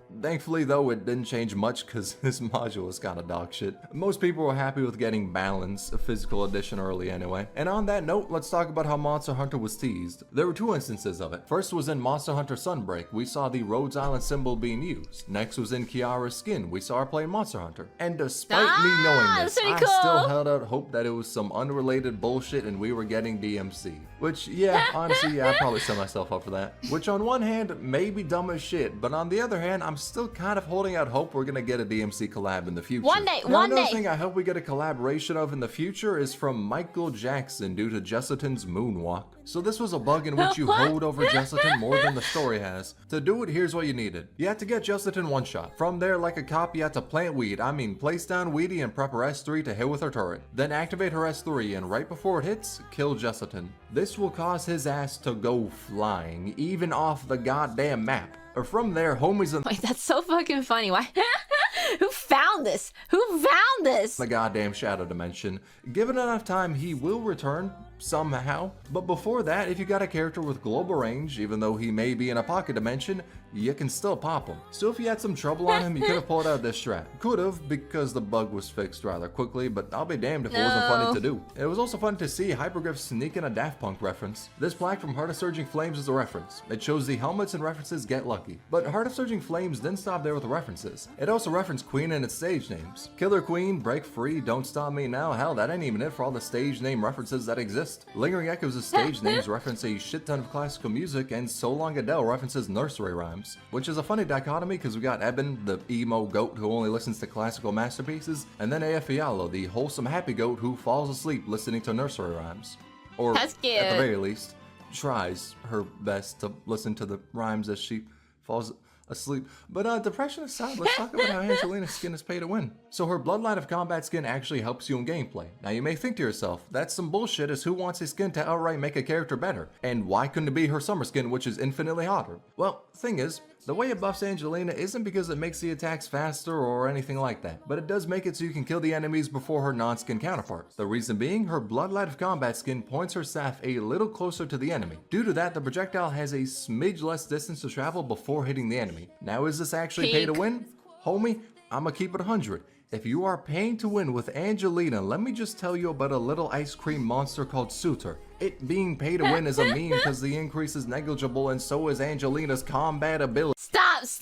Don't remind me! Don't remind me of it! I fooled this! Sorry. Anyways, love Enfield. Love Costco. I am sorry for saying that one. However, let's look at the opposite. A pay-to-lose skin belonging to the Abless one, Platinum. Her skin does the same thing as Angelina's. It reduces the travel distance between your arrow and the enemy's cranium. But in the opposite way. It actually increases the distance, which may sound like a good thing because Platinum gains more attack the longer she spends in between attack intervals, but it's a little more complicated than that. So depending on the distance she gets a kill at, she may ready her next attack quicker. If the enemy is further away in the yellow area, and she kills them, she readies the next attack quicker, which means that it will do less damage because of her talent. But if she doesn't get a kill in that distance, the time in between hits will be the exact same. More specifically, it's tied to the travel time of the arrow in the air, and that's why frame rate could also fuck you over, but simplifying it, more range equals bad. Now the reason the skin hurts in this context is because since she moves a little further back, that distance, to where if she gets a kill it makes her attack quicker, gets increased That's crazy. Slightly, making it easier to have the bug activate, causing times where she will not kill an enemy because of her skin being on. If you want a much more in-depth breakdown, there is a link to the Reddit post for this bug and Angelina's. As I only went over the bare minimum to keep it small, like Platinum's chest. On the topic of Platinum, let's talk about the characters who are canonically a part of the Doctor's harem, as yes, this is very important information to discuss. So Platinum is on that list as she grew to like the Doctor after they saved her from the Armless Union. Guys, do not save my chest! We're watching Arknights! Stop attacking me! Stop! Gravel is too. In fact, her intro dialogue is her literally making out with the Doctor. Though the mask always stays on, so it was probably closer to the Doctor watching the equivalent to a fish sucking on glass as opposed to a full-blown kiss. Angelina also loves the Doctor, and so does Blue Poison. Unfortunately, that love has a table and bird combo to overcome. There's also Scotty. One really wholesome thing about that is when the Doctor is mentioned in Undertide, she smiles a little. Granted, her alternate form killed all life on Terra because of that love, which maybe oh yeah, well, thanks. Oh wow. isn't the most wholesome, but we could ignore that. Moonwoo loves the Doctor as well, cause read Lone Trail, that's all the info you really need. The less wholesome side of that one though is Holahack, and the pinnacle of them all is Exia. The only foundation I have behind saying that is how she calls the Doctor her savior, but to me, the most insane Exia simp, her simply saying she's going to a hospital is enough reason for me to ship her with the Doctor. Now there are some maybe ones like Penance, Reed, and Dorothy, but the ones I've mentioned, especially Exia, are the most blatant ones. They're almost as blatant as the whale skeleton. So in case you don't know, this is a pic of the Rhodes Island landship. And when you flip it around, it's the skeleton of a big ass whale. Now, funny thing about that, Chapter 13 cinematic shows a very similar whale. Apparently, I say apparently as we don't got the event on Global yet, it's the bones of a Fairnima, a god in Arknights. Now, turns out, this bitch can teleport to a different dimension. I don't know what- Wait, what if this is Moby Dick? Sorry, let's continue. What the connection is between this whale and the one in Rhodes Island, despite the fact that they look the same. I also don't know how that teleport shit works, cause we're yet to get the event. But it may be possible that in the future we can teleport to a different dimension. And hopefully by then the base will be out of beta.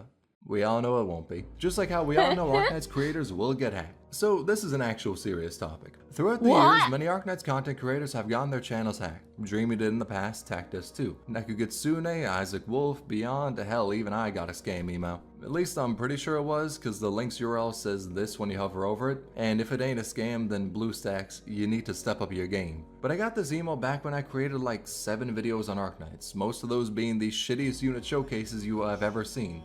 And I got one. I don't know why this is the case, but it seems Arknights creators get targeted a lot for scams. That's Thankfully, weird. in every case where someone got scammed, the entire community banded together, informed people on what happened, tweeted to YouTube, and made sure the creator who got hacked was fine. It's shitty to see happen, but it is heartwarming for the community to come together like that and help the person who was affected. Holy shit. The footage of the FBI attacking a man, dude. It really shows how amazing this community is. With that being said, let's move into layer 7, low lights hidden talent. And to follow up the bittersweet wholesomeness, let's talk about someone who hated the game. In May 2020, someone emailed Hypergriff asking to make music for the game. They said they were a big fan. Hypergriff basically said in response to that, "Hey yo, good shit homie, say less, we'll hop you on the next CC." I may have paraphrased a little, but you get the point. So they had them create some work for Operation Cinder. The composer suggested a song similar to Strayer from Taishi, and Hypergriff followed that up by wanting another song similar to Calling from Rejection. Fast forward a bit, Hypergriff got the music from the composer and went, "Mate, that shit works, we move." Turns out, the music was plagiarized. And not from any wacky source, nah, it was plagiarized from the damn references themselves. I do not know how the hell quality control missed that shit, but they found a way. Then naturally, people brought up how the music was plagiarized. Hell, that shit was brought up the same day the CC dropped. And the person who, I'm gonna put heavy quotations around this one, made it, dead said Hypergriff told him to copy it, due to Hypergriff suggesting a reference. The truth was that they are meant to be used as references, but not copied from. Now, this may seem weird to do all this bullshittery, because the person originally said they were a fan of the game. So why are they doing all this shit? Turns out, they fucking hated the game. And I ain't talking about some little old, I ain't feeling it. Nah, this bitch despised it. They were well known on Weibo, basically Chinese Twitter, for hating on Arknights. And the plagiarism plot was meant to hurt the company's reputation because they just hated Arknights that much. That is insane. Has that guy tried getting a job, maybe? I cannot imagine how much time it must have been to like get in contact, get a contract, to work with them, to fucking plagiarize some music just for what? Like, at the end of the day, it's just gonna get taken away. Like, oh, that's crazy. That's insane. Wait, get a job. Then in Hypergriff's statement on the matter, they stated how their contract said that all content provided by the other party must be original content. So they fired him. The actual impact of the drama didn't result in much after Hypergriff's statement. That's they basically aired crazy all levels the of concerns hate. and showed that the person copied these songs without Hypergriff's permission or want. From there, they dropped the songs from the game in the OST CD, replaced that CC's music, and launched a ballistic missile at the plagiarist's house. Hell, they want to stick Gummy on their ass. And in case you don't know what I mean by that, and are confused why they would send Supa's favorite character in fiction at a weirdo, let me explain her habit. So Gummy has a habit is a line that is said a ton in Children Verses. The explanation of the habit goes like this. Gummy has a habit. If she chops twice. If she chops thrice, the chopping board will break. She will suck the last bit of toothpaste before brushing. When hungry, Gummy will bite what's nearest. If not, now these habits point to It's gonna be a psychopath. To a very dark truth. The truth is that she has eaten human meat before. The chops she does are a way to cut through a bone. One slash to get to the bone, the next to start a chip in it. Then the third to— What the fuck? Oh shit, she actually is.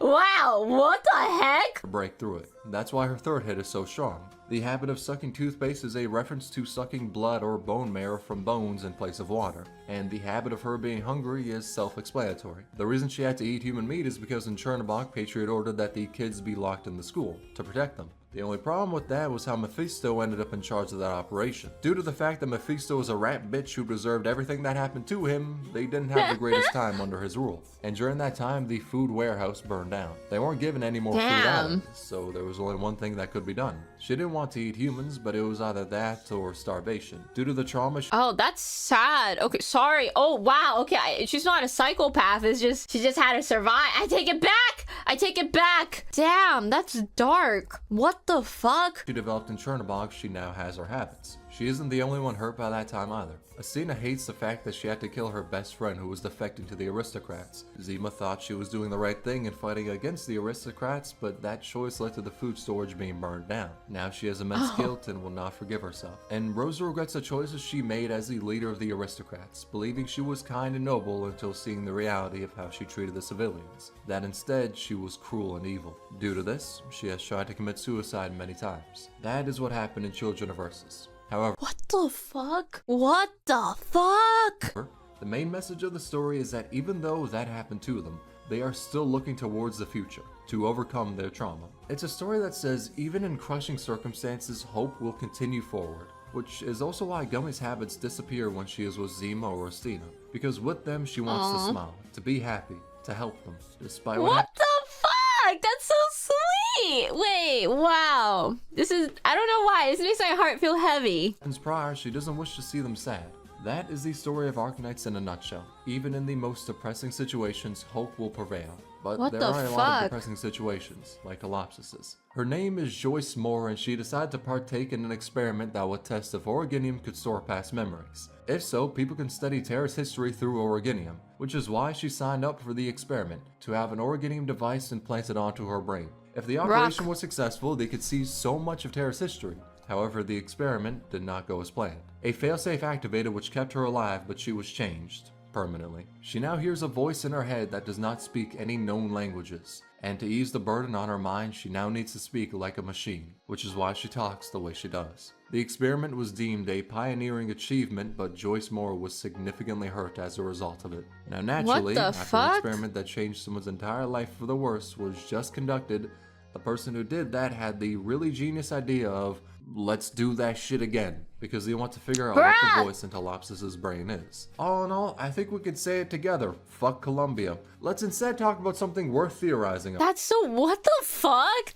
Yo, this iceberg is getting dark. Go back to the dojin. Wow, that's horrible. Fuck Columbia. Can we kill Columbia?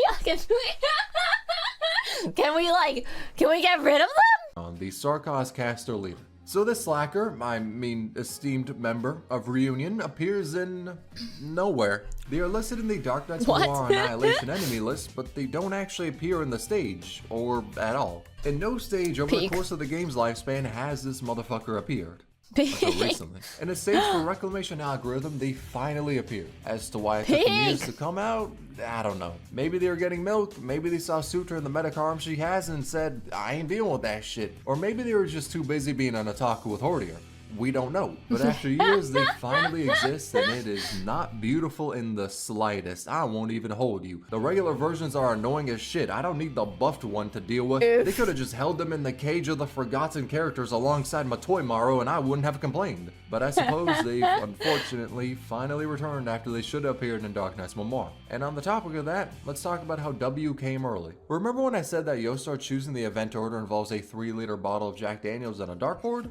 Yeah, this is a prime example of that. So in CN, during Darkness Memoir, midway through it they got W's banner as it was Arknights' first anniversary, and they were able to roll for her, have RNG screw them, etc, etc. Now after Darkness Memoir, like 2 months after it, they got Twilight of Olamont. And in that event, there was a stage where players could use W. Even if you didn't have her, she was available to use. Now on global side of things, we got Twilight of Walamon 2 months before the anniversary, before we could even roll for W. Mind you, that stage still existed for global players, which means that due to Yostar's unique schedule, Global got to play with W 2 months before they were even able to roll for her and have RNG screw them out of getting her. And I gotta say, Yostar, give me some of that shit you take before making the schedule. Your boy is heavily intrigued by that black market shit you got your hands on, especially whenever Hyperglyph was taken when they made Frostleaf weaker after Elite 2. So, fun little fact, if you V2'd Frostnova at home, you have inflicted permanent account damage. That's because you unlock her talent at Elite 2, which increases her attack speed interval by 0.15 seconds. But in return, you get a whopping 2 tiles of extra range. Yeah, this ain't no Full Metal Alchemist equivalent exchange. This shit is just ass. It is not worth it. Especially when you look at how both of her skills slow the enemy on hit. Dog, I want to be swinging with her, not regretting E2ing her. Which is why E2 makes her weaker, because you make her roll of bind and slow worse as she attacks slower whilst giving her a bit extra range. Maybe in the future they can make her E2 worthwhile by giving her a god tier module that gives her the ability to freeze. I mean shit, she's called Frost Leaf. But as of right now, without being able— Wait, I just realized, does Arknights play like Balloons TD? Like, I was looking at the gameplay here to see how slow she was, but now I'm just like, wait, is this a tower defense game? To do that, homie might as well be called Summer Breeze, as her current code name might as well be a catfish. It's tragic. Even 12F as a developer couldn't help avoid this fate. Now this one's a little bit of— I like their transitions. Yeah, it is! Wow! Wow, I was looking at the pathing and I was like, wait, the enemies look like balloons and they look like they're walking towards the, you know, the girls. Wait, whoa! I had no idea. I've been learning about like the lore of Arknights and the story and stuff, and you know, I played a bit of Arknights Enfield, but I only thought about like the lore. I never considered the actual gameplay of it. That's cute. Yeah, it only took me like 4 weeks to figure that out, but but we don't talk about that. All right, nice. I have new knowledge now. A bait entry, but the reason it's here is because 12F is the hexadecimal for Lowlight's birthday, February 16th, 1991.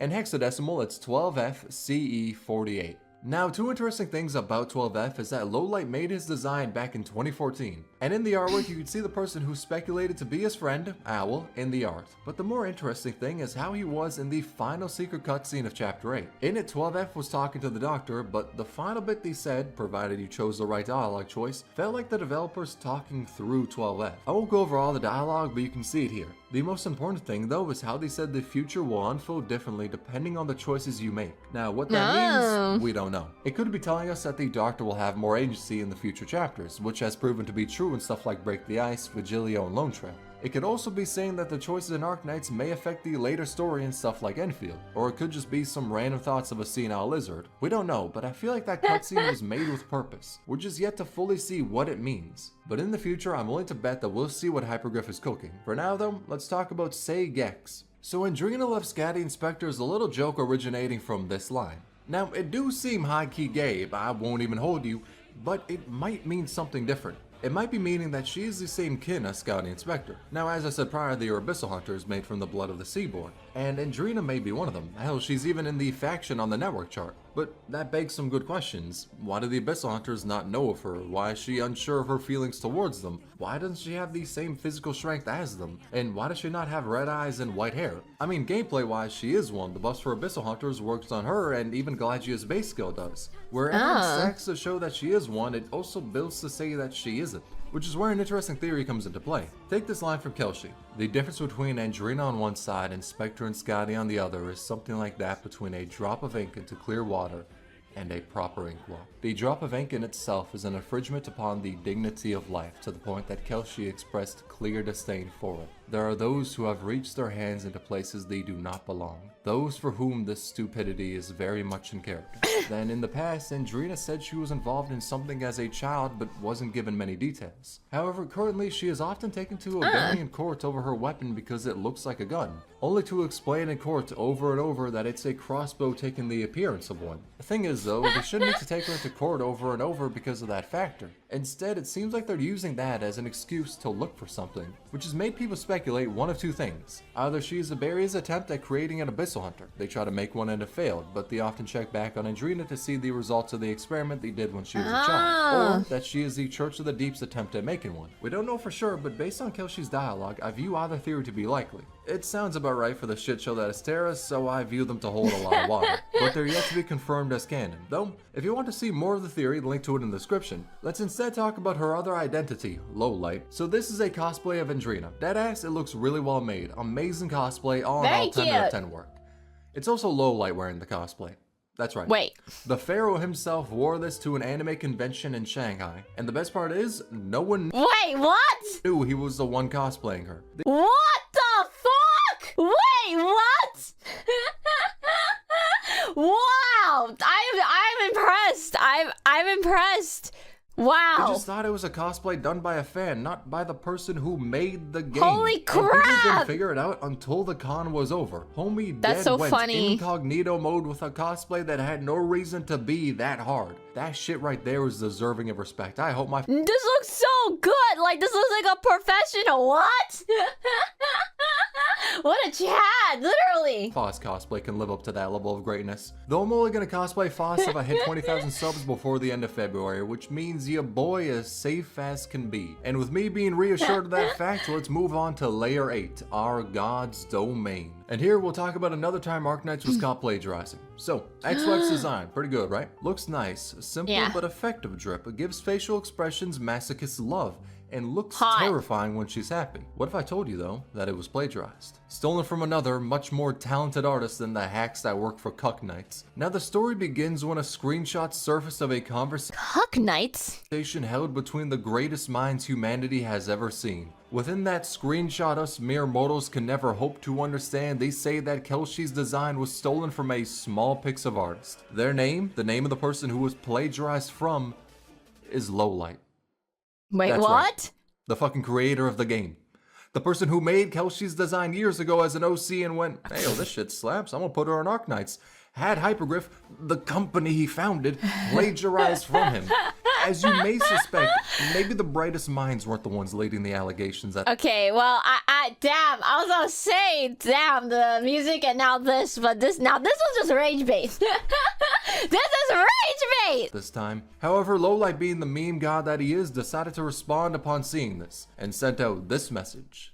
I am glad this is the person making the game. I won't even hold you, he's funny as fuck. Though there is a What the fuck? Wait, that's so funny. Wait, this guy's lit. design that was taken from another game. Low W's. lit. Her design was originally in Girls Front Line because Lowlight was the art director of Mika before going his separate way to make Arknights. But we can see some of the basis for her design in M4 SOP Mod 2. What the hell is that name? Though more specifically, she was going to be MK18, but because the two were a little too similar, she was scrapped. Regardless, M4 is also as unhinged as W is. When you take that fact, added on to how similar the designs look, it's pretty obvious that Lowlight wanted that design and character they made to be an Arknights. So what I'm trying to say is, W is not only a cockroach, she's a knockoff. I would like to apologize for my actions on this day. Instead, let's focus on how GamePress made a Girls Frontline collaboration prank for April Fools. Yeah, look at that before acknowledging the truth. Slander I gave out about W. Let's also pivot and talk about how the bards corrupt the game. Now this was a fun little bug which involved bards that was quite frankly a damn creepypasta. The way to trigger it was by using Sora's skill as she was speaking. From there, this creepy sound would play. What the fuck? And it would continue until either the heat death of the universe or until the stage was completed. As to why this happened, What the fuck? That's so scary. I'd close the game if I heard that shit. What the fuck? we don't know. Which then leaves room for speculation and theories. My theory is that she's actually saying Suter has character and goes through growth, but most people are too blind to really see that. The reason it's being muffled is because Hypergriff is afraid of that truth being said out loud. And with that bomb being dropped, now's a good time to talk about how CC1 was harder for Global. So this one doubles back to the drug-infused decision-making of Global's schedule. But when CC1 Operation Pirate released for Global, we were missing some events and banners banners that were meant to drop before it. CN got Arknights Memoir and the first anniversary banners. Global instead got Children of Ursus and Twilight of Wallamond. So CN had Phantom, Shamari, Elysium, Weedy, and W Dance, whilst we had Rosa, Leonhardt, Absinthe, Airscape, and Arlight. And this made the CC harder to max risk, mainly because of not Phantom, he's ass, but Elysium and Weedy. Elysium helped a ton with DP because the max risk tags made it generate slow as hell. Yet he and Myrtle made that shit generate faster than Discord turning people into femboys. Meanwhile, Weedy kept the enemy solid with her very aggressive method of waterboarding the opposition. And Global couldn't do that shit. We had Rosa, who was nowhere to be found past risk 20. Tragic. The 5 stars who might as well have been in the ethereal realm as no one was using their asses. And Suzerain, who was legitimately R-like because she was kinda cracked for this shit. The highest risk people completed was 27, and in those runs people used the max 10 squad size restriction. There was one that made it lower, but no one was able to get a high risk clear with that one. But because risk 27 runs were restricted to 10 ops, Suzerain helped a ton as she was able to do multiple roles. But most importantly, she kinda did what Elysium was able to do. Her skill 3 slows and debuffs the enemy, so she was able to do what his skill 2 did, whilst making the enemy slower and take more damage, but without the DP generation and with a much bigger timer. Though her basic attacks helped stall, and her talent 1 was a great battery for everyone. Without her, Global probably wouldn't have been able to clear risk 27.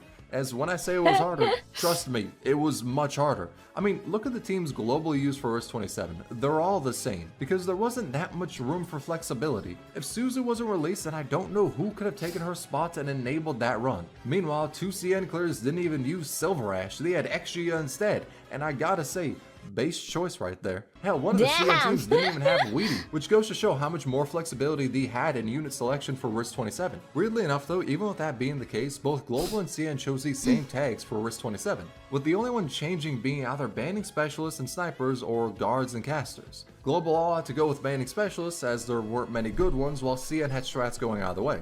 But for the first big contingency contract, I'm glad Global was able to keep up with CN clears despite lacking a fair bit of firepower. It actually gives me hope that EN can read, as fleeting as that hope usually is. And if you want to see the clears, link to him in the description. But for now, we'll talk about the hero of EN, Laurent. Now this person, nay. I'm not trying to get ahead of the iceberg, but I did see Snoop Dogg in there, what?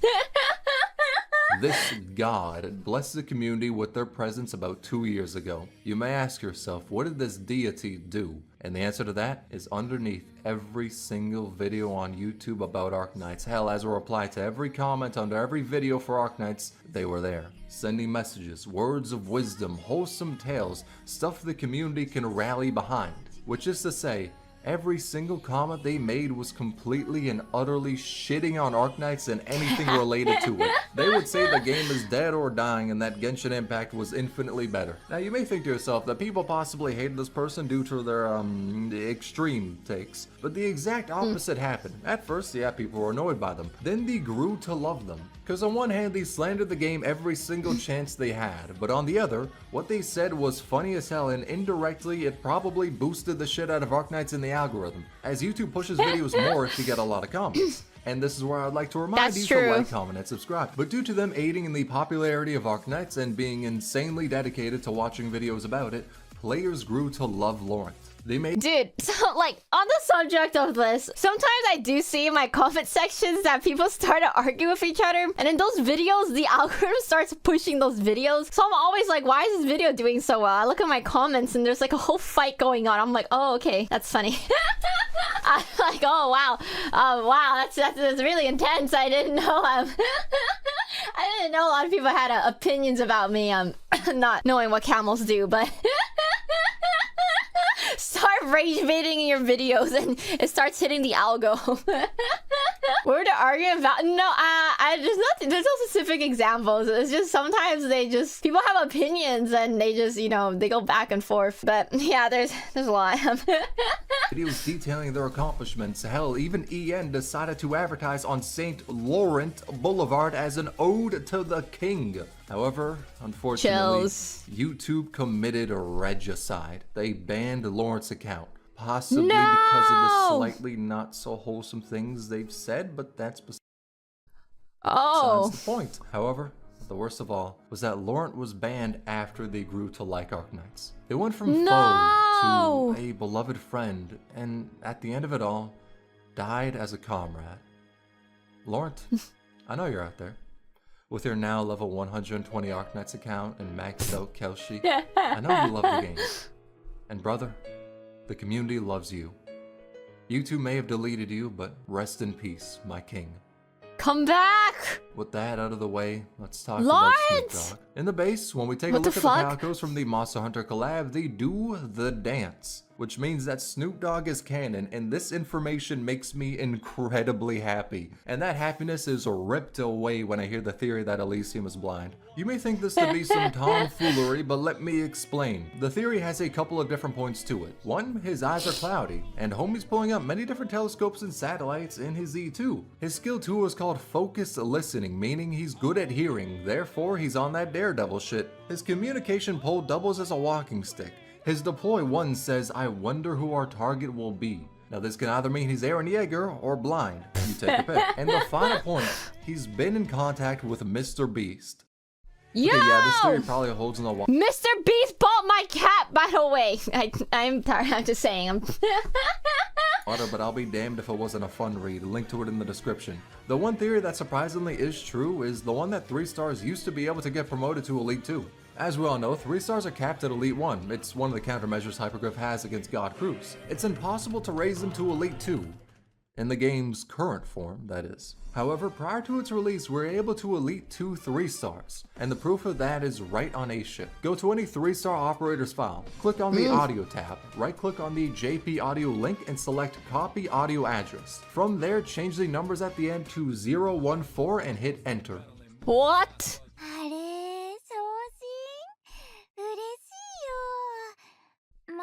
肩書きが変わっても私は私のままだから別に変わらないよ。On my side, the audio auto-downloads and plays, but that is how you can access the lines for Elite 2 3 stars. And in case you're wondering what they're saying, homie, I'm sorry to report, but I got a thing called monolingual skill issue. So in terms of what they're saying, I can't tell in confidence. But if I were to hold a guess as to why they got the voice lines, it's probably because in development, they decided to let 3 stars get to Elite 2. Some people speculate it's because Elite 3 might have been a thing in development, as we've seen data mines for the icon of it, but we don't know for sure. All we know is that for the full release, them boys are capped at E1, which is really unfortunate because Elite 2 Cruz would have been better than like 90% of the 4-star snipers out there. But Hypergriff had to take precautions against God Cruz, so I can slightly understand the rationale behind that decision, but I will never forgive it. And with that statement being said, let's move on to Layer 9, the unification. First order of business at Layer 9 is to expose Siege. For quite honestly, a really fun detail. So in IRL, that mythical realm, lions cannot taste sweets.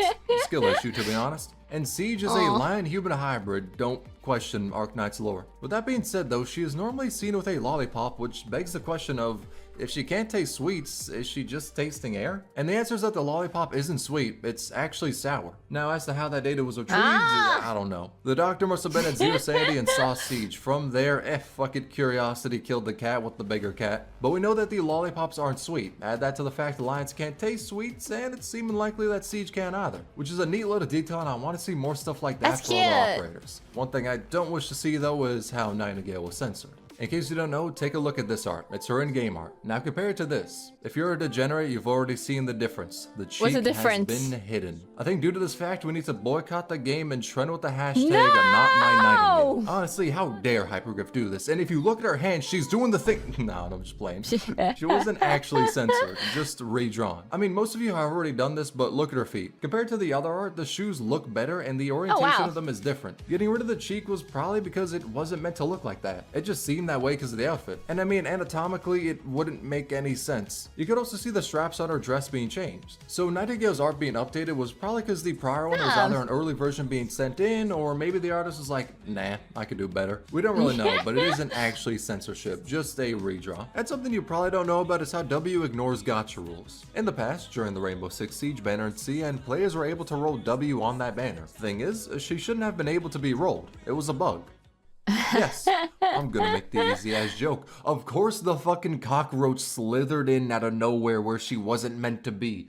That was an easy ass joke, but I'm glad I made it. Let's talk about Jesus being canon. This one is Yes! no cap too. In Near Light, Mob said, Jesus, how much money are we gonna owe for this? Therefore proving that his ass is canon, which begs some questions like, what's his gun? I'm thinking a rocket launcher that shoots out crosses and nails. What Holy crap, Jesus is an Arknights.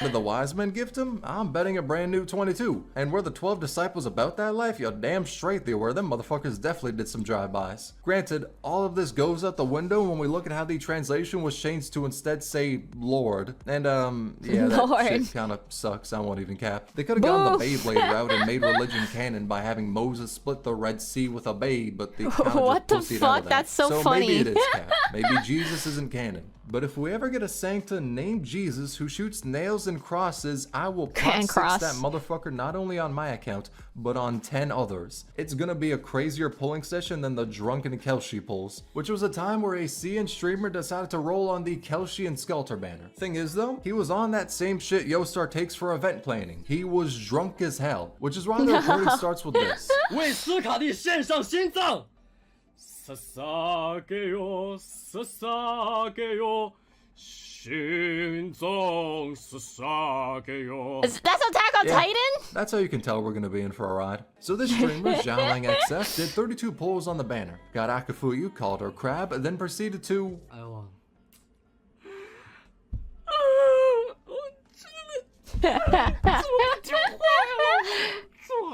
，Me.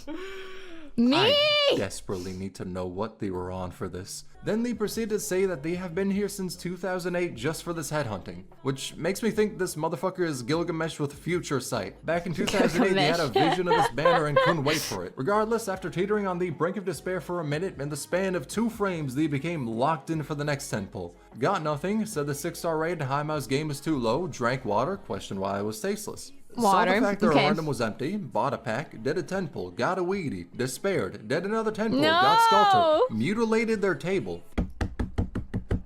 Then cried tears of joy. Won't even hold you, I feel that shit in the depths of my soul. Then they talked about how Chills! nuclear waste is being dumped in the water and decided to do what What any the good fuck? streamer does. Pull up Microsoft Paint for a visualization of what they're saying. From there, the goal of uniting the JP players and the CN players was mentioned. They wanted to unite like a sandwich. Their words, not mine. Cute. To then stop the companies Pink. pouring waste into the water. And apparently AF Ayala is also going to be on the case to help it. What the but fuck? maybe not, because immediately afterwards they said they were incapable of arranging that. Followed by sobbing for 30 seconds, crying about how AA will become dirty if they did that. More sobbing. Then saying we were too weak. Weak because we have no power. But shit, maybe they are a fake character. Now during all of this, Scatty is giving us ASMR in the background and they turn to her for help. Sob more, asks if Pharaoh, hi Mao, is here. Then says he should lead them to revenge. Maybe against the company pouring waste into the sea? I couldn't tell you. I'm yet to get what they were on, so I'm currently unable to really embody the mindset. Afterwards, they proceeded to sing the Evangelion opening as the bought more Origini Prime. Then bought more Origini Prime. Holy shit. Bought the 40 pack of Prime. Bought the 66 pack Oh of my Prime. Clicked on the God! most expensive pack of Prime. And I'll just let this one play out. 真的我不知道，双星他走了之后，我真的你不知道我日子我一天比一天真的难熬啊。 Wait, what did he drink? Proceeded to exclaim that they will give Hypergriff all of their money, followed that up by saying they are high Mao and about to roll for Scatty, and then immediately said they already got her. Went to the store and bought an extra skin and shouted,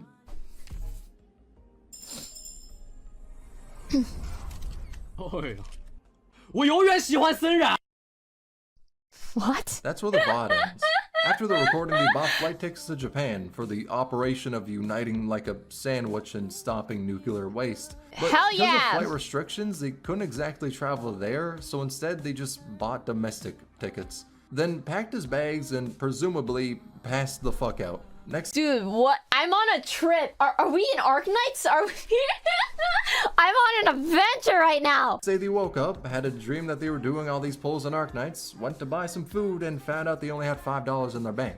And went on to upload a video talking about what happened and then threw up the video of their pulls. That's the best summary I can do of the pulls, but brother, listen to me. In the description is the translated video of it. You need to check that shit out. It's fucking funny. The best part is, they weren't even a streamer. They said that they were Xiaolang XF, but they're a different person. They were just too drunk and thought they were the same. Now, due to the video being unique, it got 7 million views in 4 days. Deservedly so, because that shit was a work of art. It was Wait, can I watch funny. that, chat? And Am I allowed to react to this? Because I want to watch this with chat. I want to go on an adventure. Right, am I allowed to? I need to get perms from the company, but we'll see. Polls happens to be on the same limited banner. And that story is a beautiful one. A Reddit user called HackerLord101 started playing Arknights. A month into playing it, they made a bold decision, followed by a post on Reddit saying day 20 of saving for Kelshi with the rule of no spending a random until Kelshi drops. They did state that they'll still use headhunting tickets, as the only rule was that they could not use a random at all. But on day 20 of saving, they had 73 pulls, counting Prime, 36 without. The next post was on day 60, with art showing their resolve, and with a statement showing the reason for saving. They weren't saving because she was overpowered in the beta, nah. They started saving before seeing her gameplay. They also updated saying they used some headhunting tickets to get Myrtle, understandable, and that they were saving the rest for Neon, also understandable. Day 90 rolls around. They have 151 randoms worth of pulls.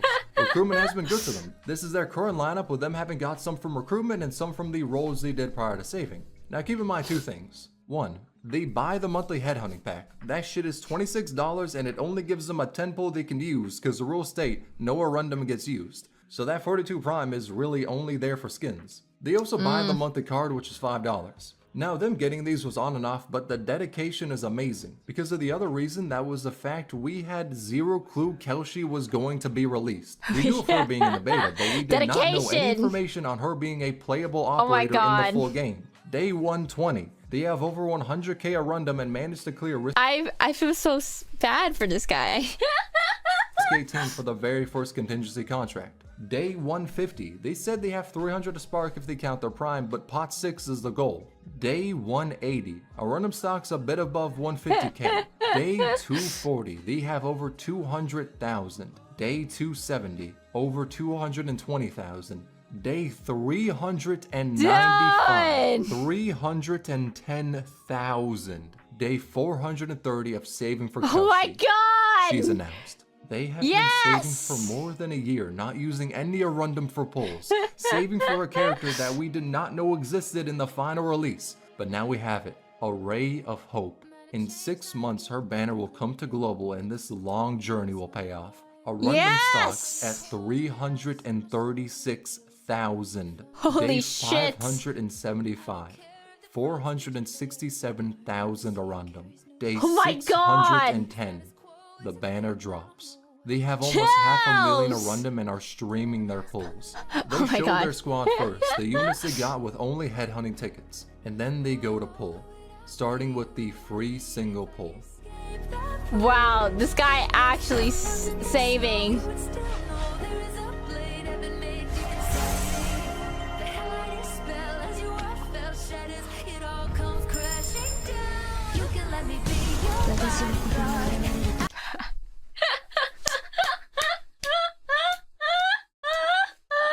Wow, God is good, and is the funniest motherfucker I've ever met. Wow, God is the funniest person I've ever met. Yo!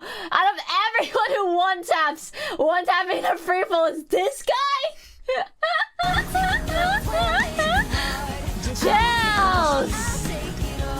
Has his aim your entire life. For more than a year and a half, totaling more than 800 pulls before rolling, and they got her on the first free pull. If that shit isn't deserved, then I don't know what is. It is something dead ass out of a fairy tale. She was E2'd immediately and sent to get M9'd. Next was the free 10 pull. Not the desired target, but at least it was a free pull. They do 32 pulls without a 6-star. Then their next 10 pulls another Kelshi. The next 10 pulls 2 6-stars, a third Kelshi and regular Scotty, which they got in the past with headhunting tickets when they were rolling for Spectre. The chance of them getting a dupe was astronomically low, but on the bright side, they've done 63 pulls and got 5 6-stars. 3 of those being Kelshi. Next 10 pull, a 4th Kelshi. RNG was getting a bit heated, so the next 50 pulls didn't have any 6-stars. But the next 10 pull after that had the 5th Kelshi. The 10 pull after that, 2 6-stars. First the Sculptor, they were probably happy with getting her. Then the next 6-star was the final Kelshi. It only took 143 pulls to get her to pot 6. Nami could never. After raising her to 90, they did some more pulls for W as they weren't able to get her on her release banner. On the road to Spark W, they got a dupe Exia, Passenger, a dupe Suitor, a Stray Cat, and finally, another Kelshi. They got her Pot 7. Got Sculptor and had 310,000 Rundum left. RNG had blessed them for their devotion to the cause. They weren't doing this without playing the game, mind you. They still went for risky 18s. Nor were they a YouTuber doing the challenge for content. Hell, the only thing they have uploaded is the VOD. Nah, we just did this. Saved for almost 2 years because it was Kelshi. I make jokes all the time like I'm the #1 Sinclair simp, #1 Exia simp, but this person is easily deserving of the title Kelshi's #1 fan, supporter, believer, whatever the hell #1 title you can think of, they've earned it. This started out with no proof she would be in the final release of the game. Then 610 days later, they had her Pot 7. That's crazy patience. They said they even have her Pot 15, so you just know their account is permanently blessed with Kelshi. They got the buff. Regular accounts got a 50-50 for a 6-star. Theirs now has a 50% rate up, 25% Kelshi rate up, and 25% someone random. Hell, Lowlight himself probably blessed the account. And I reached out to them to ask some questions, and turns out they were able to eventually get any units they missed before rolling for Kelshi, which makes this a beautiful story of an account gaining the permanent Kelshi blessing buff. And with that tale finished, let's move to layer 10, the final layer. Oh, there's a 10th layer? Alright, let's go see it. This has been really fun to watch though. I was expecting to learn about the Arknights community and the Ice. I wasn't sure what to expect in the Iceberg. It's been really fun to learn about the community. And let's start this off with something wholesome. Plagiarism. Again. What? First time it was someone who had an immense rage boner for the game. Second was a creator copying themselves. So I'm sure this time is equally weird and funny, nothing terribly harmful. Turns out it's actual plagiarism this time. And not by somebody orchestrating some 8-dimensional chess game to hurt Arknights' reputation. Dude, that 8-dimensional chess game was crazy. I'm still shocked about that. What the fuck? The dedication. The person who did it was just stupid. The situation was that Lapland, Liskarm, and Province's archives used to be plagiarized from, funnily enough, Rainbow Six Siege. That's something I heard, but I needed proof to see how it was and if it was legit. So I went to Bilibili, copied the Chinese names for the characters off the wiki, and proceeded to search for any video that was made early 2019, as that would be before the characters' files were changed. I finally found a video about Lapland's files, then compared it to the files on Parts Wiki. If it was different, I took a screenshot of it, put it into something to copy the text from it, then put it into DeepL, a translator. Now I say this for 2 reasons. 1 is to highlight why this video is making me slowly lose my mind, and 2, to say that the translated file may not have the greatest accuracy because of what I had to do to understand it. What can I say? Monolingual skill issue. But from what I've seen, only the file 1 was changed from release to what we have now. So I translated it and got this. I put it into Google for Rainbow Six, and the wiki that pulled up was Smokes. This is the line that her original file looks to have been copied from. It isn't one-to-one due to the scuffed ass way of translating it to English, but I'm willing to bet she was copied from Smoke. And I couldn't find videos about Liskarm or Province's original files because they rewrote the archives fast as hell when people were talking about how it was plagiarized. Within 12 hours, Hypergriff rewrote the files, updated the game, then nuked the contractor who plagiarized. From what I've seen, it wasn't that big a deal as it was just some lines in the archive being copied. Holy crap, Rainbow Six Siege! And it was fixed really quickly. Naturally, it didn't get shipped that way on EN either. Something that was weirdly shipped on EN though was Angelina being able to attack with her 3rd skill. Now the way to do this bug is honestly pretty simple. So you need to be fighting the Rat King. From there, deploy Angelina and invoke the genius strategy of having her get demolished by the tornado. Now as she's in the Sahara washing machine, you need to activate her 3rd skill. As it's up, have her die. From there, when you deploy her again, she'll be able to do regular attacks and use her 3rd skill. Now as to why this is the case, I don't know. Maybe she's pissed you let Master Splinter have a positive KD against her, I couldn't tell you. But I can tell you that it's possible to make Suitor fully immortal. Now like the prior bug, this one is fairly easy to do. However, it's a bitch to explain. So I'm gonna use Rhode Island HQ's explanation for this so I don't accidentally give out the steps to someone's Satan. So the game recycles buff containers to save memory. Long story short, in the simplest way possible, there's a value for buffs. Imagine it as a true or false. More specifically, it's different, but again, simplifying. If you want a detailed breakdown, link to one in the description. Now if you let a Shamari doll retreat next to KO Bear Scavenger, you make the buff container invalid. The buff in this case being Lone Wolf. Imagine it to where you basically fuck the game in the ass by having Shamari's doll retreat next to those with Lone Wolf. The game had 2 buffs pop at the same time and thus glitches out that buff value, which becomes false, invalid. When that shit becomes invalid, it makes it so any buff activated afterwards doesn't work. And in game, Suther's immortality talent is treated as a buff. So when that becomes invalid, she no longer gets retreated after 8 seconds at 1 HP, and instead stays on the field forever unless you manually retreat her. Now of course, since the origin of this bug is invalidating a buff, there's a lot of other cool shit you can do with it, like making Unetics constantly regenerate SP, even when not blocking. And keep in mind, this was before she got the module to be able to do that. You could also rip away Foss's invisibility or make Tallulah stop that dumb little mini sun shit. Now unfortunately, and kind of understandably, the bug has been fixed. But it was easily one of the coolest bugs we've gotten in the game, and the mechanisms behind it are almost equal to the depth of the 100-page Rosemontis thesis. So this was both crazy yet equally impressive to how crazy it is. So it's as the name implies, a 100-page thesis on Rosemontis, breaking down her uses, attack value, skills, and I don't know, probably her blood type and how many strands of hair there is in her head. The thing is, the thesis was 100 pages. This Iceberg is at 67 pages right now. So imagine the length of this video, but entirely geared towards Rosemontis. That is to say, I do not know how the hell they were able to cook so hard. Unfortunately, I cannot get an in-document translation without a WeChat login, whatever the hell WeChat is, but I am 1000% sure that within the pages of this doc— Wait, my family uses WeChat.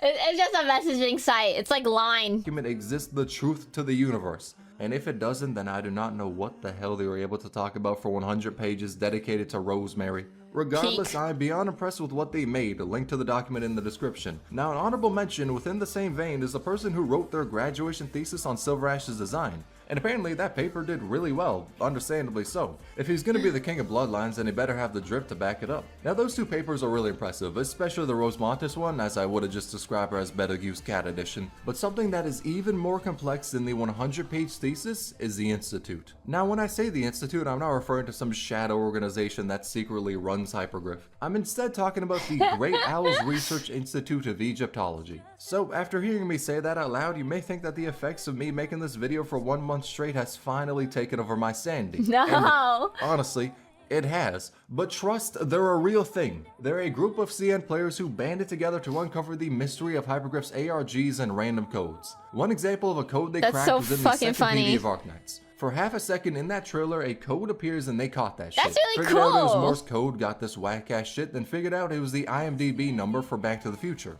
Weird, fine, but the process was cool. Now, when the Taiwanese server dropped their PV, the Institute found it and analyzed that shit frame by frame, figuring out 5 different instances of something weird popping up. I should also probably mention that they had to turn the brightness up enough to create a mini sun to see these little puzzles. That's insane! But they saw these images and put them together and found out it was a QR code. Scanning it gave the word K Hyperglyph Com.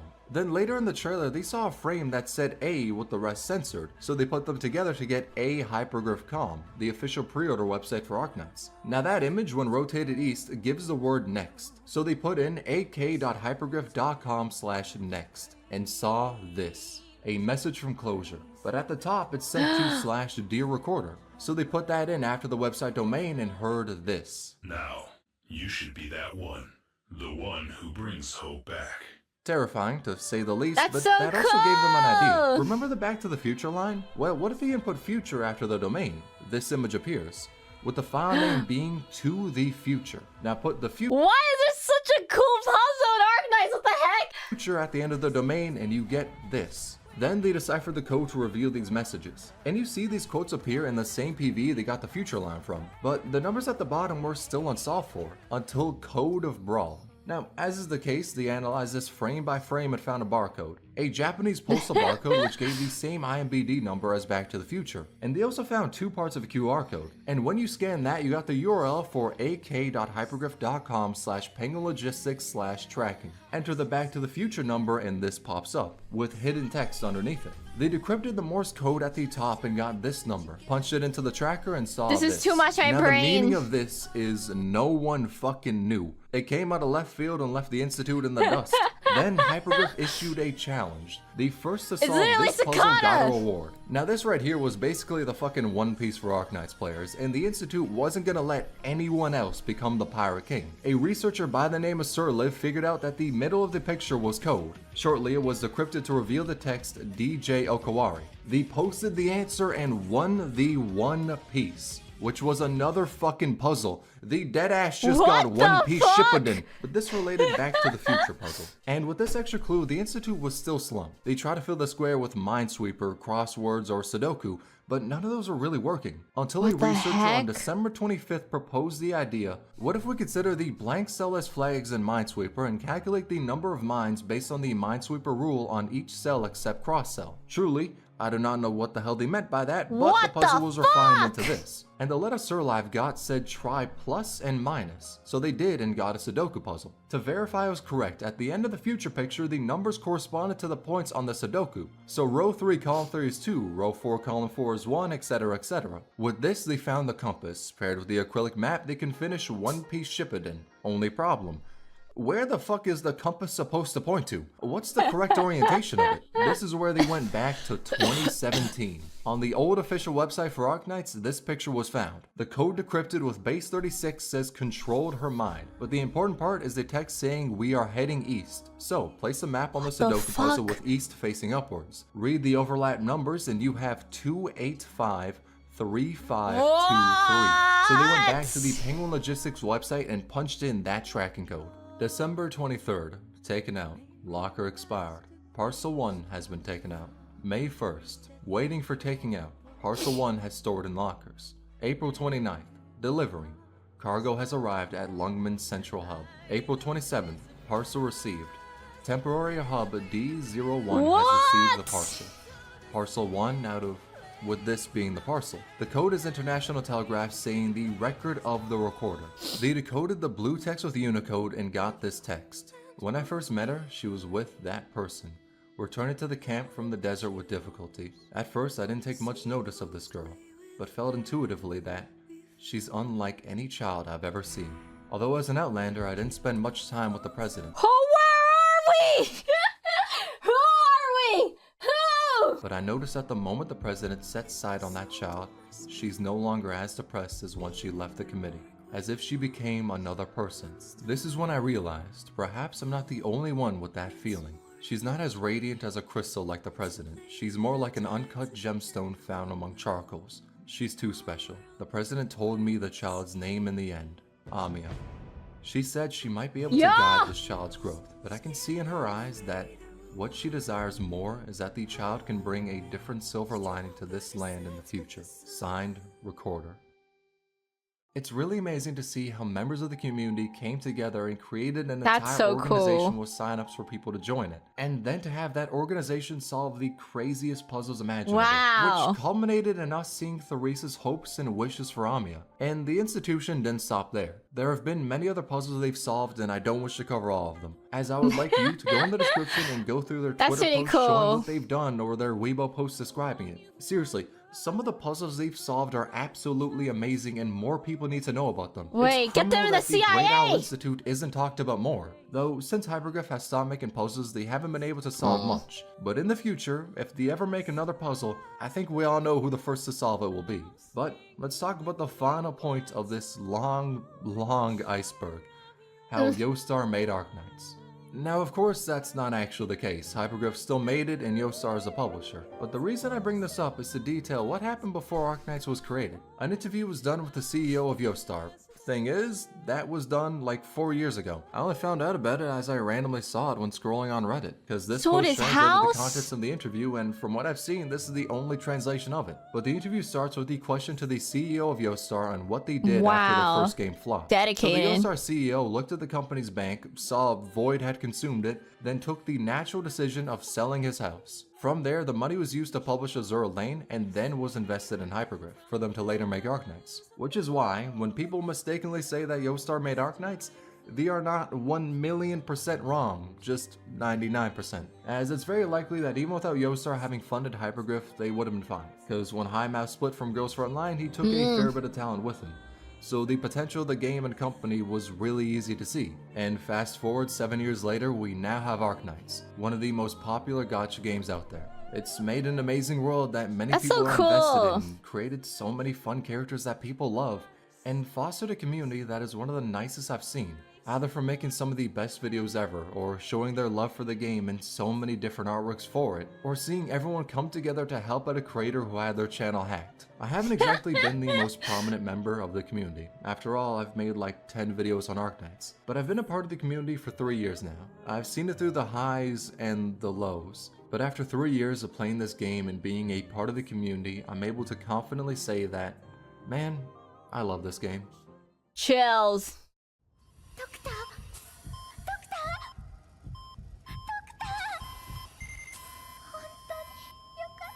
Oh, she's so cute! ドクター、お久しぶりです。アミュです。 Wow. Is that the end? That was really fun. Thank you guys so much for watching. Wait, what the heck? There's like an ending scene for this iceberg? That's so cute. Thank you guys for exploring the ultimate Arknights iceberg with me. It was really fun to learn about like kind of like the upbringing of Arknights in the community, and like they have such like a rich history. Like the community has like quite the history of Arknights, and it was really fun. You know, I've never played the actual Arknights game. Well, part of the reason is probably because I don't know how to read. I think the only reason I'm able to play Nikkei a lot is because like it's like fully voice acted, and reading is really hard for me. I struggle, but I started again to Arknights, like the lore of it, with Arknights Enfield coming out, and now I want to know more. Like, I think I might watch the anime. I don't know. Do you guys think the anime is like really good for like the lore of Arknights? Or probably watch other videos and stuff too. I want to see their music. I didn't know they had like really cool music. Like they won a Grammy for it. That's so cool. It's because of that Nikkei plot. It is because of the plot. Wow, that was really fun. Is this copyrighted, this song? I'm scared. Hopefully not. But I want to like sit through it. As well, thank you Suno for making this video. I hope I'm saying your name right. Suno? I can't breathe. Thank you for making this video. It was really fun, and thank you Ice Cubes for watching it with me. It didn't feel like 2 hours. It went by quite fast. I really enjoyed this. Chat said I played a bit of the game. I don't know if Mochi's brain cell can handle it. What does that mean? All the little bugs are so cute. They're so cute. I really wanna watch that drum stream crash out. That one sounds so funny.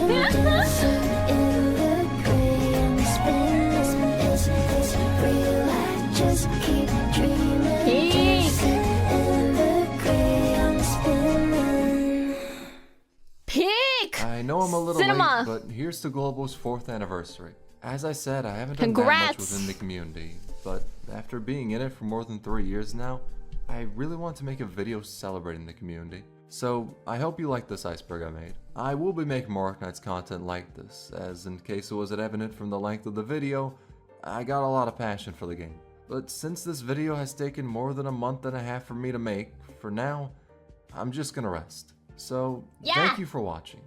Thank you for Here's to making an the amazing video! 4th year of this game we all love. Oh. That's really fun. Thank you to my channel for made it possible. If you thought the video was good, please like, comment, and subscribe. Yes, it was wonderful. Thank you so much for making it. Alright, well, with that, chat, I'll be heading out for today. Thank you guys so much for watching this react with me, and I'll see you guys in the next one. Mwah!